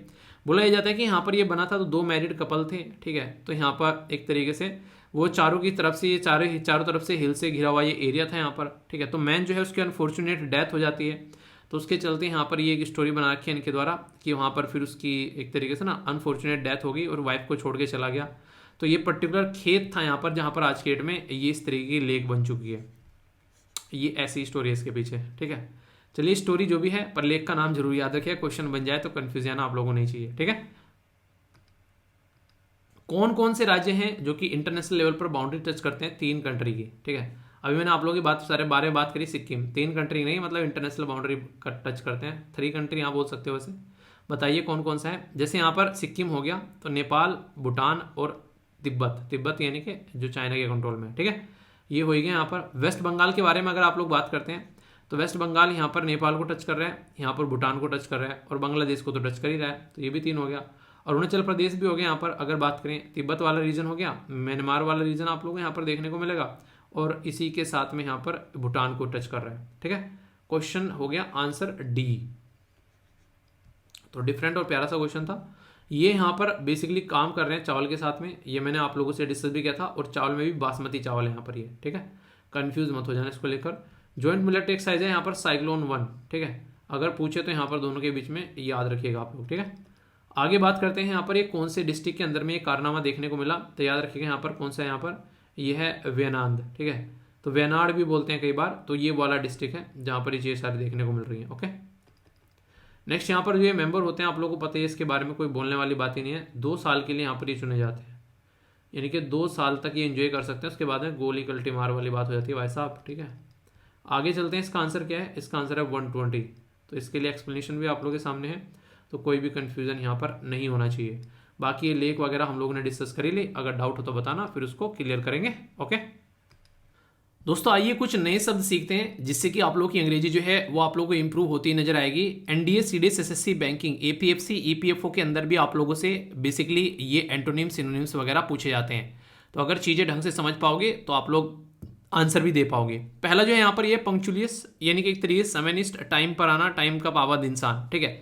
तो वो होता है जैसे आप लोग मॉर्निंग में एग्जैक्ट टाइम पर आ जाते हैं, तो ये वाली बात होगी, ठीक है। रिवोल्यूशन जो है ये है तब्दीली, किसी चीज़ को एक तरीके से ना ऐसी होना, कहीं ना कहीं कुछ ऐसा चेंज होना, कुछ जो कि अच्छा ना लगे, ठीक है। घृणित वाली चीज़ें आप लोग बोल सकते हैं यहाँ पर। तो ये रिवोल्यूशन होता है किसी चीज़ को ना, इंसान जो है कि यार ये क्या हो गया बस ज़िंदगी में, एक तरीके से वो वाली फीलिंग आप लोग यहाँ पर बोल सकते हैं। तो ये जो शब्द हैं ये ऐसे शब्द होते हैं जो कई बार आप लोगों को न्यूज़पेपर में भी देखने को मिलते हैं। अगर इनके बारे में आप लोगों को थोड़ी सी अच्छी सी नॉलेज रहेगी तो बहुत सारे आर्टिकल भी आप लोग यहाँ पर समझना स्टार्ट कर देंगे। एक तरीका परिवर्तन भी आप लोग इसको बोल सकते हैं, तब्दीली होना, परिवर्तन होना। घृणा वर्ड भी यूज़ कर लेते हैं। क्रीडेंस जो होता है वो है प्रत्यय करना, क्रीडेंशियल्स नहीं होते हैं, क्रीडेंशियल्स दिखाना कि हाँ ये इंसान वही है जो सही है, अपना आधार कार्ड दिखा दो, ठीक है। एशोलन जो होता है ये होता है उपाधि स्तर, यानी कि जो रैंक होती है, तो यहाँ पर एशोलन बोलते हैं कई बार इसको। एक्सीजेंट होता है जरूरतमंद, जिसकी जरूरत आप लोगों को देखने को मिलती है, डिमांडिंग है मार्केट में, ये एशोलन हो गया, ठीक है। तो ये है, इसके बारे में कंफ्यूजन नहीं होना चाहिए। बाकी किस किस ने ऐप के ऊपर ये फर्स्ट लेक्चर देखा था, कैसा लगा लेक्चर जरूर बताना। अभी जो है सेकंड लेक्चर यहाँ पर आप लोगों का देखने को यहाँ पर मिल चुका है, ठीक है। तो एक कोर्स के अंदर आप लोगों को यहाँ पर देखने को मिलेगा। तो ये जो है लेक्चर सारी ऐसे इंपॉर्टेंट टॉपिक है जो कि डायरेक्ट आप लोगों के एग्जाम में आते हैं निकल कर, ठीक है। फिर से वही बात है, कई सारे बच्चे बोल रहे हैं कि सर किस तरीके से चीज़ें करनी है, तो सिस्टमेटिक वे में लेक्चर चलते रहेंगे, आप लोग टेंशन मत लो। जल्दी ही और सब्जेक्ट की भी यहाँ पर क्लासेस जो हैं वो आप लोग की होनी स्टार्ट हो जाएगी। बस थोड़ा सा तसल्ली रखो, जो अभी प्रोवाइड करा रहा हूँ उसको आप लोग अच्छे से एंजॉय करते रहो और उसको ढंग से क्लियर करके चलो, क्योंकि अभी एग्जाम की डेट भी नहीं आई है। तो स्टार्टिंग में तसल्ली से चीज़ों को जो है वो लेकर चलो, ताकि जितना करो वो सटीक हो जाए। सिलेबस पूरा कंप्लीट होगा, टेंशन मत लेना, ठीक है। थोड़ा सा जो है एक तरीके से पैटर्न में चीज़ें चलती रहेंगी आसानी से, तो फिर जो टेस्ट भी होगा तो उसमें आप लोग अच्छे से परफॉर्म कर पाओगे। तो इसलिए ढंग से लेक्चर लेकर चलते रहो, ओके। तो दोस्तों आज का लेक्चर यहीं पर समाप्त करते हैं। मैं आशा करता हूँ शानदार तरीके से आप लोगों ने इसको एंजॉय किया होगा। फीडबैक जरूर दे दिया करो, लाइक या डिसलाइक कर आप लोग बता सकते हो, कोई डाउट हो तो उसको पूछ लिया करो, ठीक है।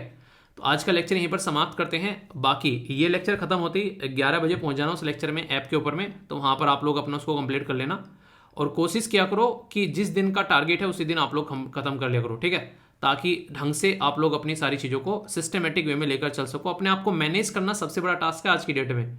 मैं ये चीज़ें फील करता हूँ कई बार जब कई सारे काम करने लगता हूँ, तो अपने आप को टाइम के हिसाब से मैनेज करना बड़ा टफ रहता है। मतलब क्लासेस भी लेना, अपनी चीज़ें भी देखना जो वगैरह, इसके साथ में यहाँ पर ये वाला लेक्चर भी लेना, समझ रहे हैं आप लोग। यहाँ पर कई सारी चीज़ें ऐसी हो जाती हैं कि कैसे मैनेज किया जाए। पर हाँ वही है, अगर आप लोग पहले से ही अपना शेड्यूल बना लेंगे तो फिर चीज़ों को आप लोग मैनेज करके ले जाएंगे। अगर शेड्यूल ही नहीं बनाएंगे तो फिर कुछ भी आप लोग का मैनेज होता हुआ नजर नहीं आएगा, ठीक है। All the best all of you, अच्छे से एंजॉय करो। हाउ इज द जोश, आई हुआ कि नहीं हुआ है, और जय हिंद जरूर लिखा करो, ठीक है। तो मिलता हूँ नेक्स्ट लेक्चर में, तब तक के लिए बड़ों को नमस्ते, छोटों को प्यार, छोटी सी लाइफ में एंजॉय करा। मिलता हूँ नेक्स्ट वीडियो में, तब तक के लिए जय हिंद।